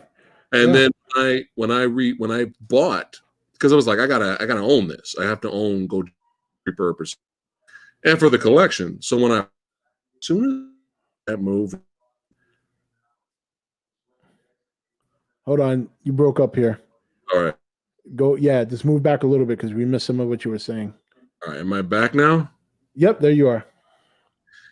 So, like I was saying, I grew up with the Showa era version of Godzilla, and when I finally popped in Gojira, the Criterion DVD, as soon as that movie started, man, I was like, this is something different. Like the tone of that movie, I was like, dude, this is like legit unsettling. Yeah. Like in a good way. Yeah. Good way. And you get the little moments where you get puppet Godzilla come over the mountain and all that. But other than that, the special effects were really good for its time, but the tone of the movie was dark, serious. They weren't fucking around. And that blew me away, man. I was not expecting that at all. I was still expecting Goofy Godzilla. Yeah, no, 54 is definitely, and you got to watch it a couple of times to kind of realize it. Like, I didn't really start appreciating it. Like, I've seen it many times growing up, but I was so into the Godzilla fighting and all this. And it wasn't until I bought the Blu-ray back in, I want to say 2014. It had just come out on Blu-ray, and I bought it and I watched it, and I'm like, man. And ever since then, I just have a whole new appreciation. It wasn't always my number one. 84 used to be my number one. Yeah. But it to me now looking, and not only that, reading up on it too, like some of the other inspirations behind it were like the Lucky Dragon fishing vessel, which I'm not sure if you know, but that was a vessel that went out to sea for fishing. There was a nuclear bomb that the United States were testing at the time. This was after Hiroshima, and these boaters, they were in the area to the point that after the bomb went off, the ashes were falling. Little did they know, they were radiation poisoned. By the time they got back to Japan, they had burns coming out. I believe most of them died, except maybe one or two of them.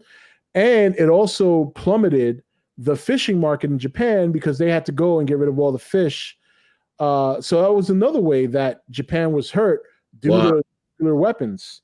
And that's actually what inspired initially Godzilla. That, and then of course revisiting Hiroshima, and they just detest nuclear bombs. Yeah. It's a classic. It's not just a classic of Japanese cinema. It's a classic of cinema. Oh, absolutely. Period. And I just remember just the music, the sound effects, and the opening credits, and I'm like, it's sitting in the living room, like, this is different. Oh, like, yeah, legit. Like, this is legit movie. Yeah, there's no goofiness at all in that movie. Well, we love, but see, that's what's great about being a kaiju fan and great about being a Godzilla fan is that you have all these different eras. You got different flavors. Oh yeah, and they're all good, and even though, and I openly criticize a lot of Godzilla movies. I mean, that's one of the reasons why I don't think I'm as popular a kaiju YouTuber as some of the other people, because I don't really gloat over most Godzilla movies. I think most of them are bad. I mean, and not because of Godzilla. I mean, we take Shin Gojira as an example. Shin Gojira, I don't find that to be a good movie at all. I find it to be quite horrendous. That's not Godzilla's fault. Godzilla in the movie's fine. Yeah. It's everything surrounding Godzilla in that movie that sucks. Yeah. So, you don't love baby Godzilla? Yeah, Minya's pretty bad. Godzilla Jr., son. Yeah. Orga's coming for, Mike Gonzalez swears by the Bible that Godzilla 2000 used to be in my top 10. Never was. I never liked Godzilla 2000. What are your thoughts on that one? I just think it's really bad. The only thing I like about that movie is literally, and I'm not saying this to be funny, when the end credits roll, because Godzilla turns around, he's just completely toast the city. Yeah. I like that. That was good. Yeah. I just don't like the alien kaiju in that movie. First of all, he looks like a Pokemon, and then he evolves into this big forehead type monster, and it's just. And then Godzilla looks like a rat. I'm not a big fan of the suit in the Millennium series that they use for most of the movies. Obviously, the GMK suit is good. Yeah. But yeah, Godzilla 2000 is. That's not one of my favorites at all. The Millennium series overall is bad. Yeah. With the exception of GMK. So people are asking me what are my top Godzilla films. So my top 5 is number 1 is Godzilla 98. Godzilla versus the Sea Monster. Oh, now you're trolling me. Son of Godzilla. Oh, you son of a bitch. And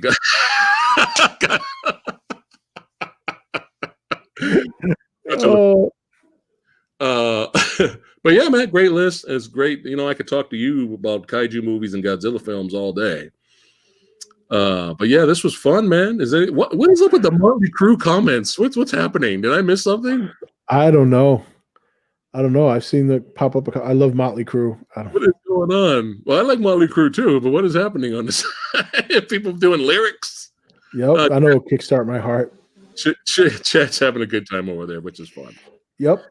Have you seen the Mandalorian episode? Oh, it's so good. Go. I hope everybody in chat's seen it because Chat, we're about to spoil it right now. Sorry. If you have not seen The Mandalorians episode 1, season 2, then you might want to peace out and come back later to hear what we're talking about. Boba Fett. Dude. Boba Fett. Where? At the very end. I was already entertained with the episode itself. Well, I love Timothy Olyphant as an actor. He's great.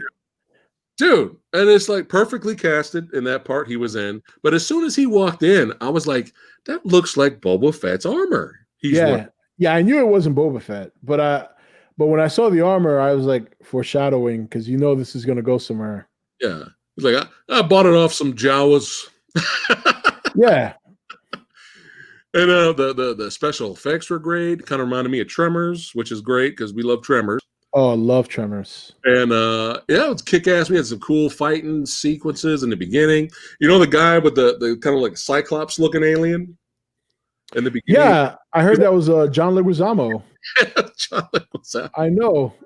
It's amazing. And I knew I recognized him. I was like, oh, that guy looks familiar. No,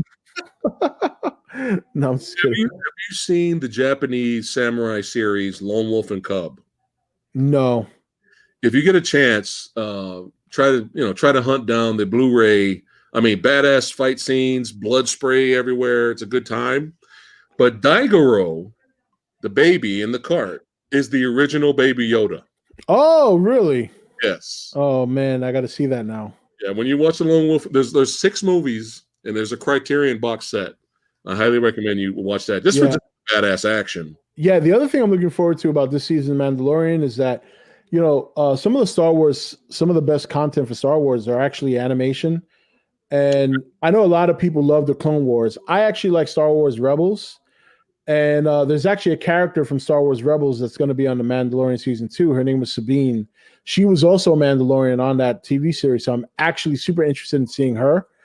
And I believe Ahsoka, she was on both. She was on the Clone Wars and she was on Star Wars Rebels. She's supposed to be in this movie as well, in this series.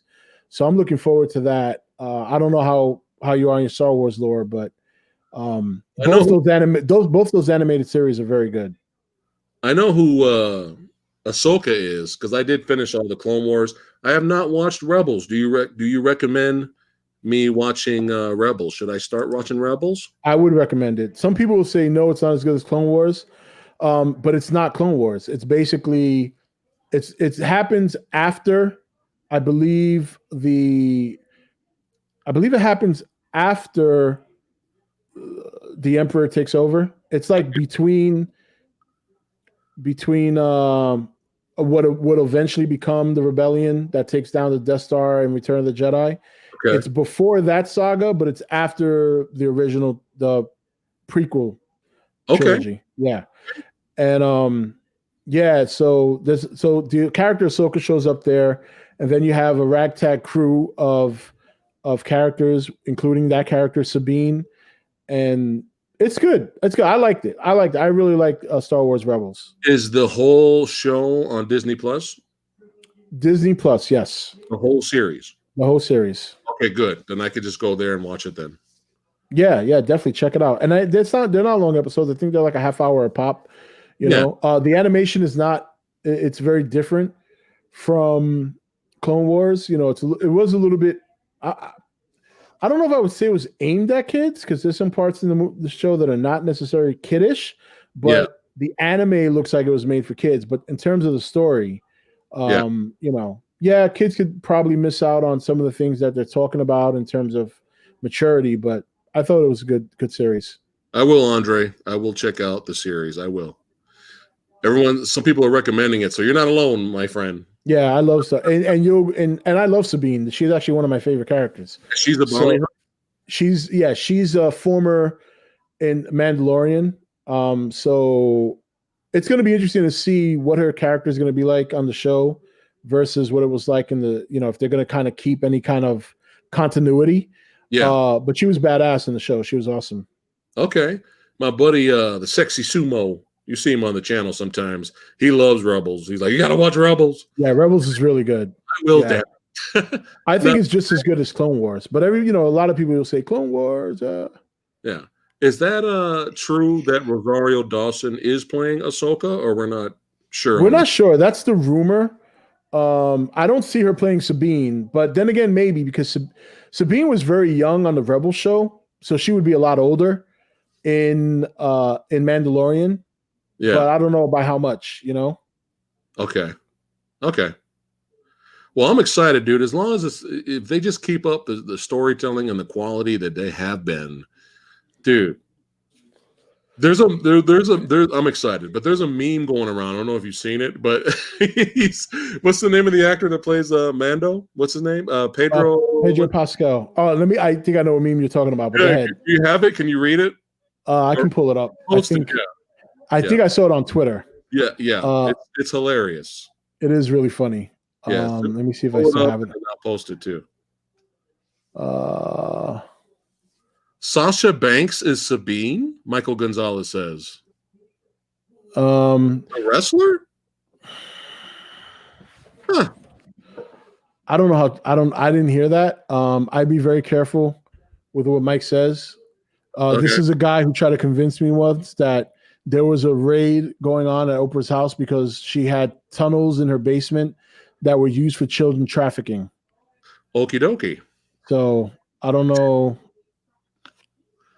how true that is. I didn't hear that. I'm not saying he's lying. Yeah. But I'm just telling you where the source is coming from. Where the source is coming from, right? Yeah, I'm ready. Whenever you want to post that. I'm trying to look for it and I can't find it now. Okay. Let me see. Let me see if I can find it. But it's pretty true though. The meme is true. Yeah. Oh, here it is. I found it. Okay, cool. All right, let me pull it up here. Yeah, I found it. Let me see if I can make this bigger.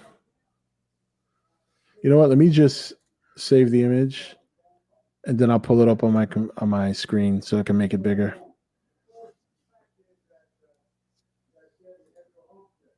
Okay, here it is. And this is a great meme. I'm sure everybody's seen it by now, but if they haven't, this is gonna make you laugh. All right, here we go. I got it. Let me share my screen. All right. This is such a good meme. It's so awesome. All right, chat. We're almost there. We're gonna bring it up right now. There you go. Actor Pedro Pascal is in critical condition and has been admitted to the hospital this morning due to a severe back pain caused by carrying the entire Star Wars universe on his shoulders. I mean, it's so true. It's so good. I mean, honestly. Oh my god, dude! It's true. It is. It really is true. I mean, you can't deny it. Right now, he's the only thing. He's the last hope. He's the last hope. All right, you know what? Real quick, I want to put who is playing Sabine in The Mandalorian. So I don't know what the character Sabine looks like. So let me know if Sasha Banks is a good choice. Oh, we got Sci-Fi Century just showed up. Hey, thanks for the donation, buddy. Sabine Wren could solve a huge Star Wars mystery. So apparently, according to this inverse, apparently it's Sasha Banks. Okay. Does she? I don't know what Sabine looks like. So is she a good fit? She could be a fair fit. I don't know if this is Sasha Banks. They're going based on this image. It looks like Sasha Banks, but it could be somebody else. Can you bring it up? Yeah, I have it up right here. Hold on. Okay.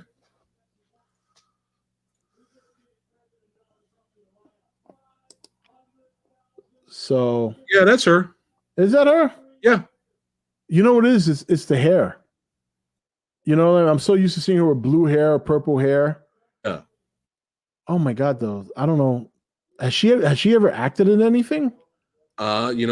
Besides wrestling, which, I don't really consider that to be this is her from the Star Wars Rebels show.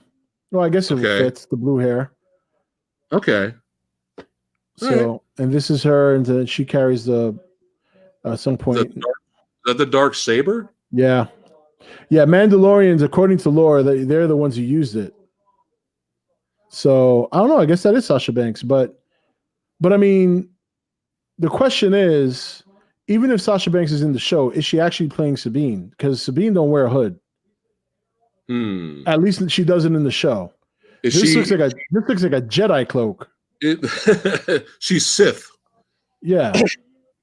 Is the character known to be a little mysterious on Rebels?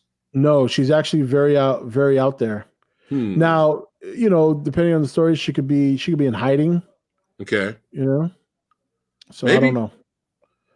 Maybe. All right. Yeah. I think it's still a guess at this point.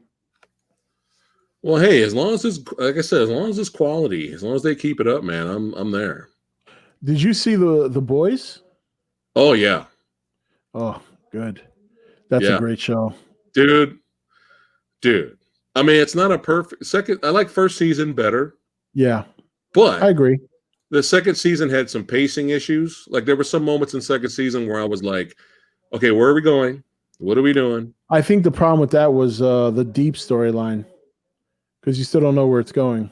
It was kind of like we're kind of meandering now, but I mean, it might just be me and you, and a lot of people didn't really like second season at all. I think there were more people liked it than didn't like it, but I thought it was great. The finale was great. I liked how the story panned out, and yeah, man, it was a fucking trip, man. So if those of you that are watching have not seen The Boys on Amazon Prime, if you want something twisted, like fucked up, but really entertaining, funny, checks all the boxes. The Boys checks all the boxes. Oh, that's great. Make sure you guys, because some people are like, well, I don't like superhero movies. No, I don't like Spider-Man and the super. It's not that type of show. Nope. This takes superheroes and completely flips it on its head. Yeah.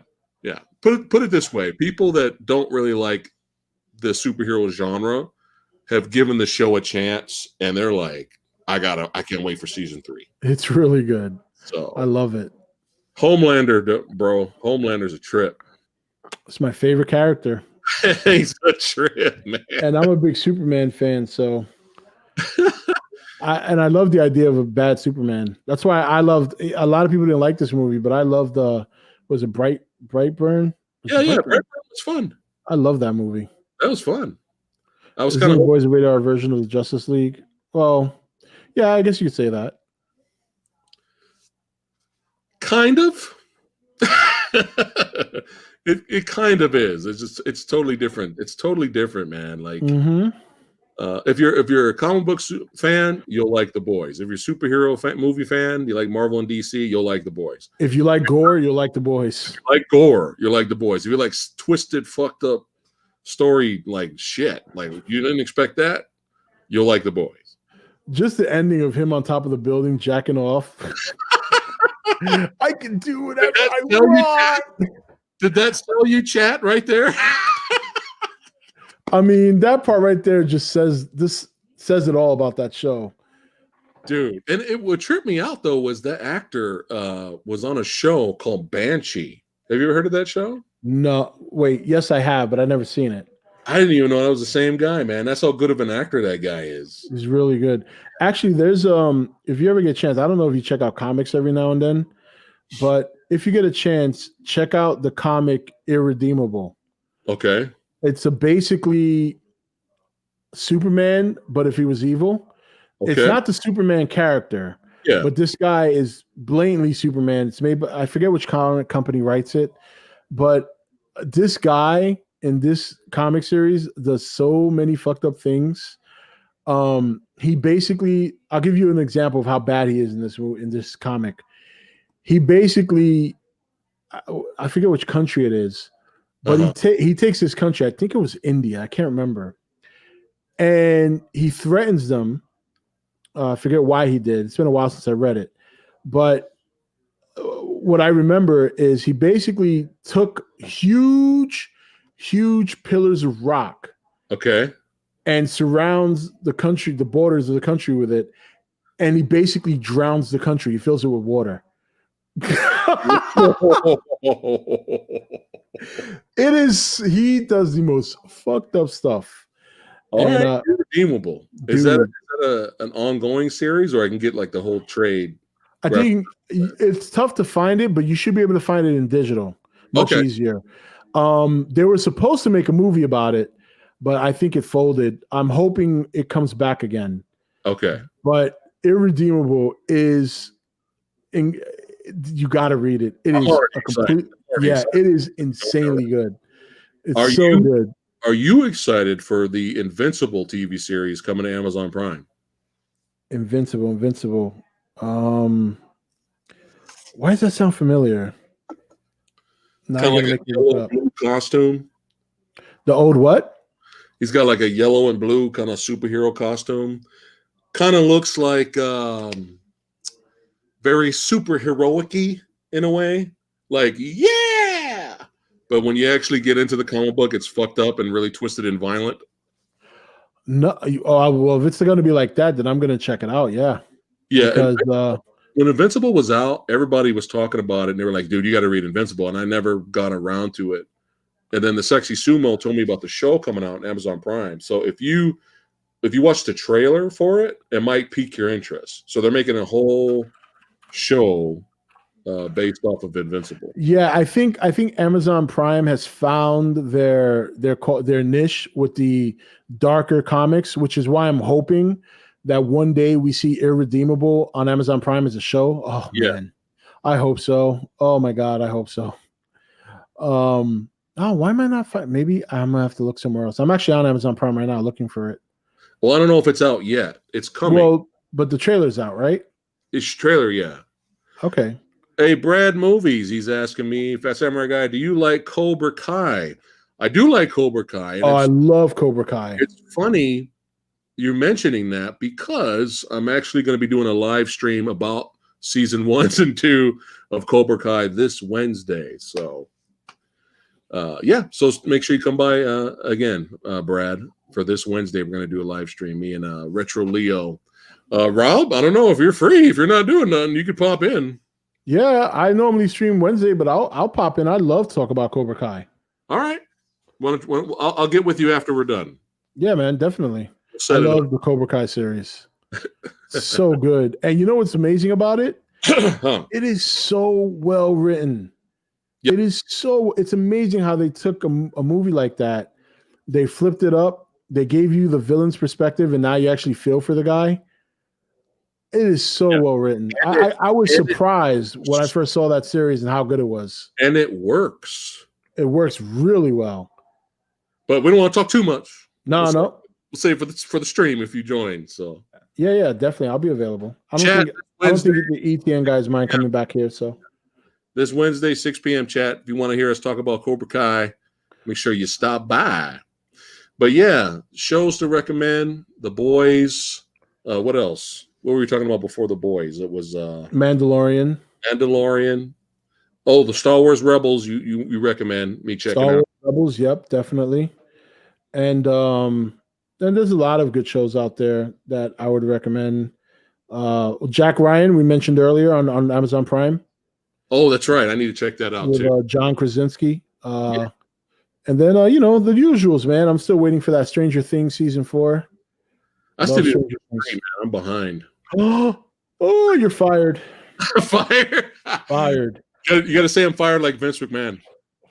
You're fired. And then, have you seen the Ozark? I have not. Oh my God, you're fired twice. Netflix, right? Yes. The Ozark. And of course, WandaVision's coming out soon. That's right, Mike. That'll be good. Now, how many seasons is Ozark? Now, is that the drug dealing show, right? Yeah, with Jason Bateman. Yep. Okay. I think it's 4. I want to say 4 and 5 is supposed to be the last season. Probably coming out sometime next year. Okay, good. Yeah, man, Ozark is the shit. It's one of the best shows on Netflix. Okay. Yep. So it'll go in the queue. Go in the queue so I won't forget. So I got you give me a lot of homework, man. I got Time Bandits, Star Wars Rebels, Jack Ryan. Damn. The Ozark. Black Mirror. I hope you watch Black Mirror. Okay, so here's the thing. Oh, come on. Wait. I'm fired. No, here's I watched the first season and I really enjoyed it. I was getting ready to continue watching the show, but I lagged on it. By the time the show's still kind of around now, people are saying it sucks now. They're saying don't waste your time. It started good, but now it sucks, which now has kind of deterred me from kind of jumping back into it. So let me know. No. Now, is the last 2 seasons as good as the first few? No, but it is still better than pretty much 90% of what's on TV. Okay. It's still a very good show. Don't listen to those people.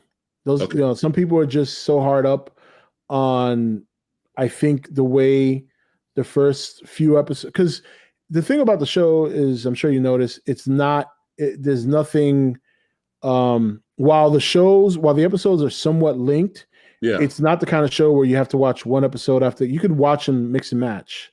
Right. It's not, what's it called? I think they call that like an anthology, not a series.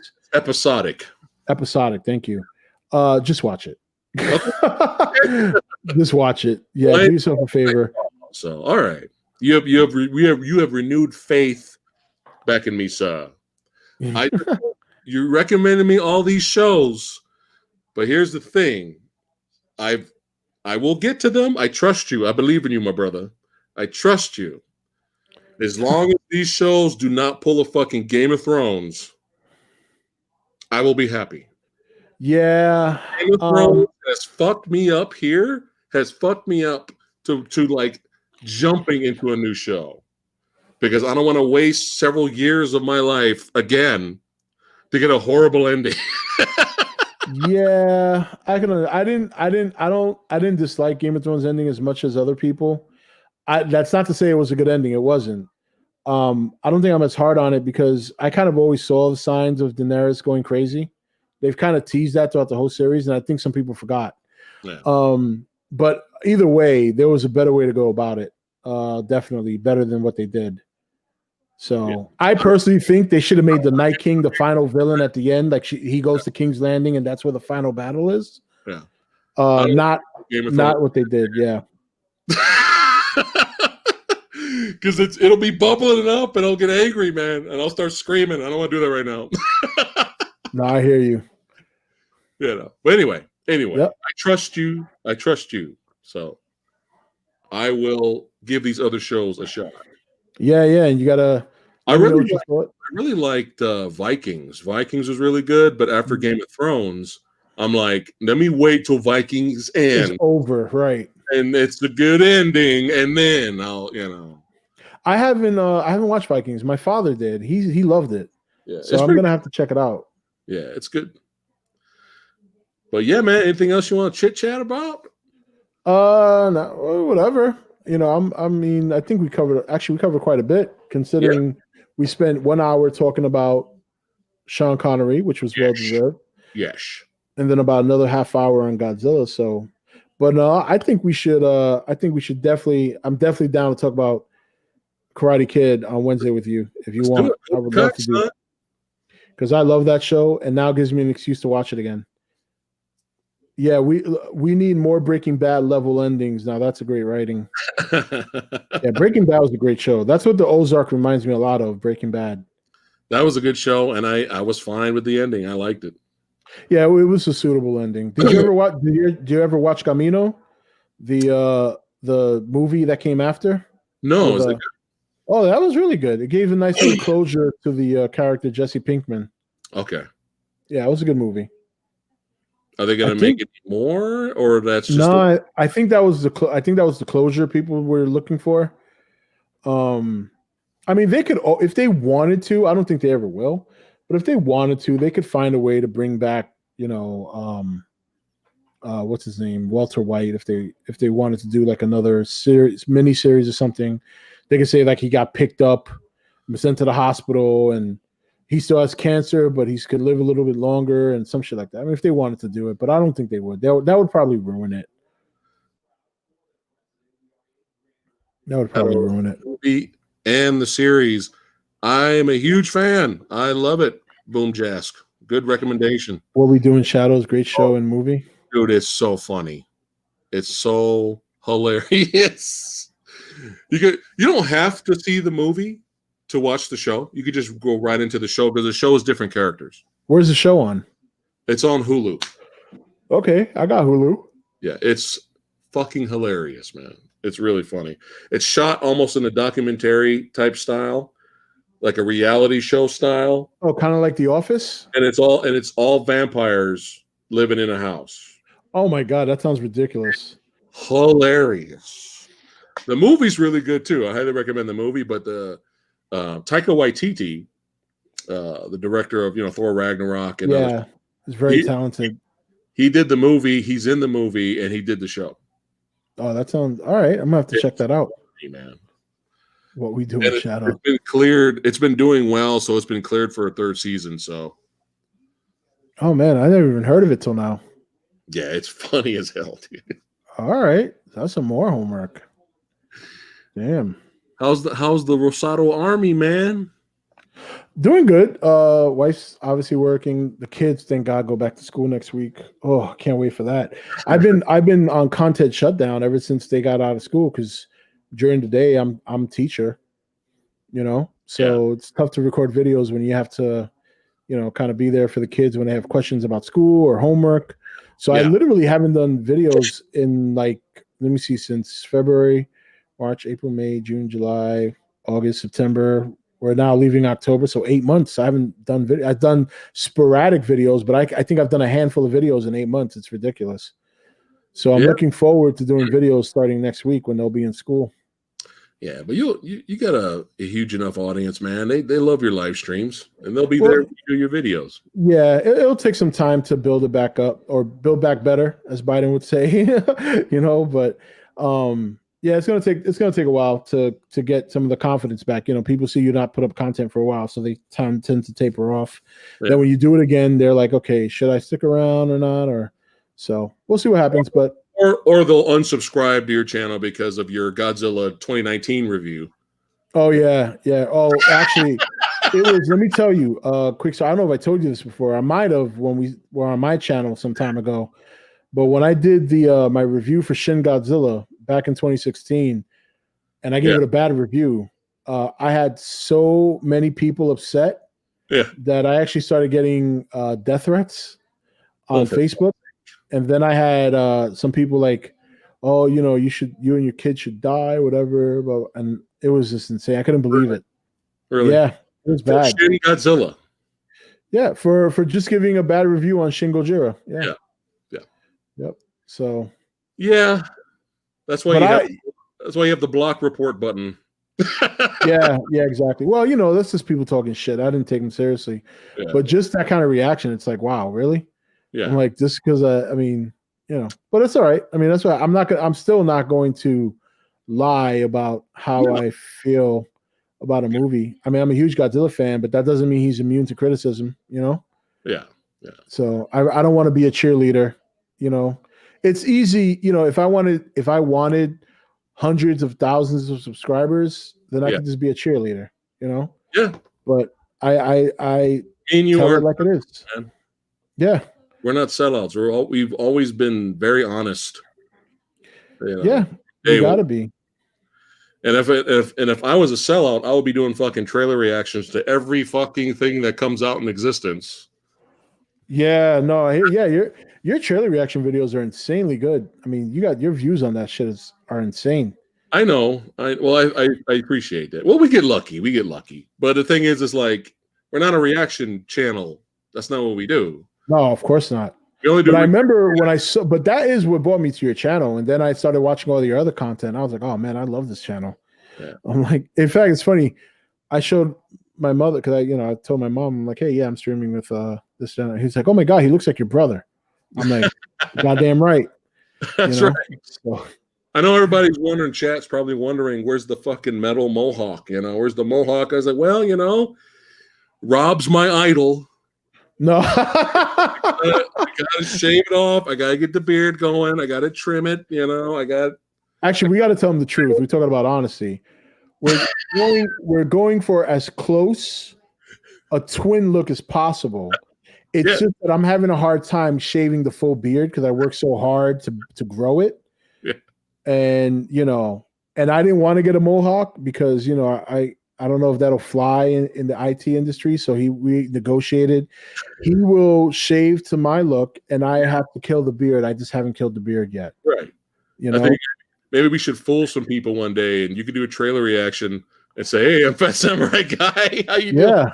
Yeah, I think it'll work. I'm wrong. Why is the Phat Samurai Guy reaction on this channel? I've never seen this channel. And start fooling people. Who has the better beard? Rob does. I tried to go full.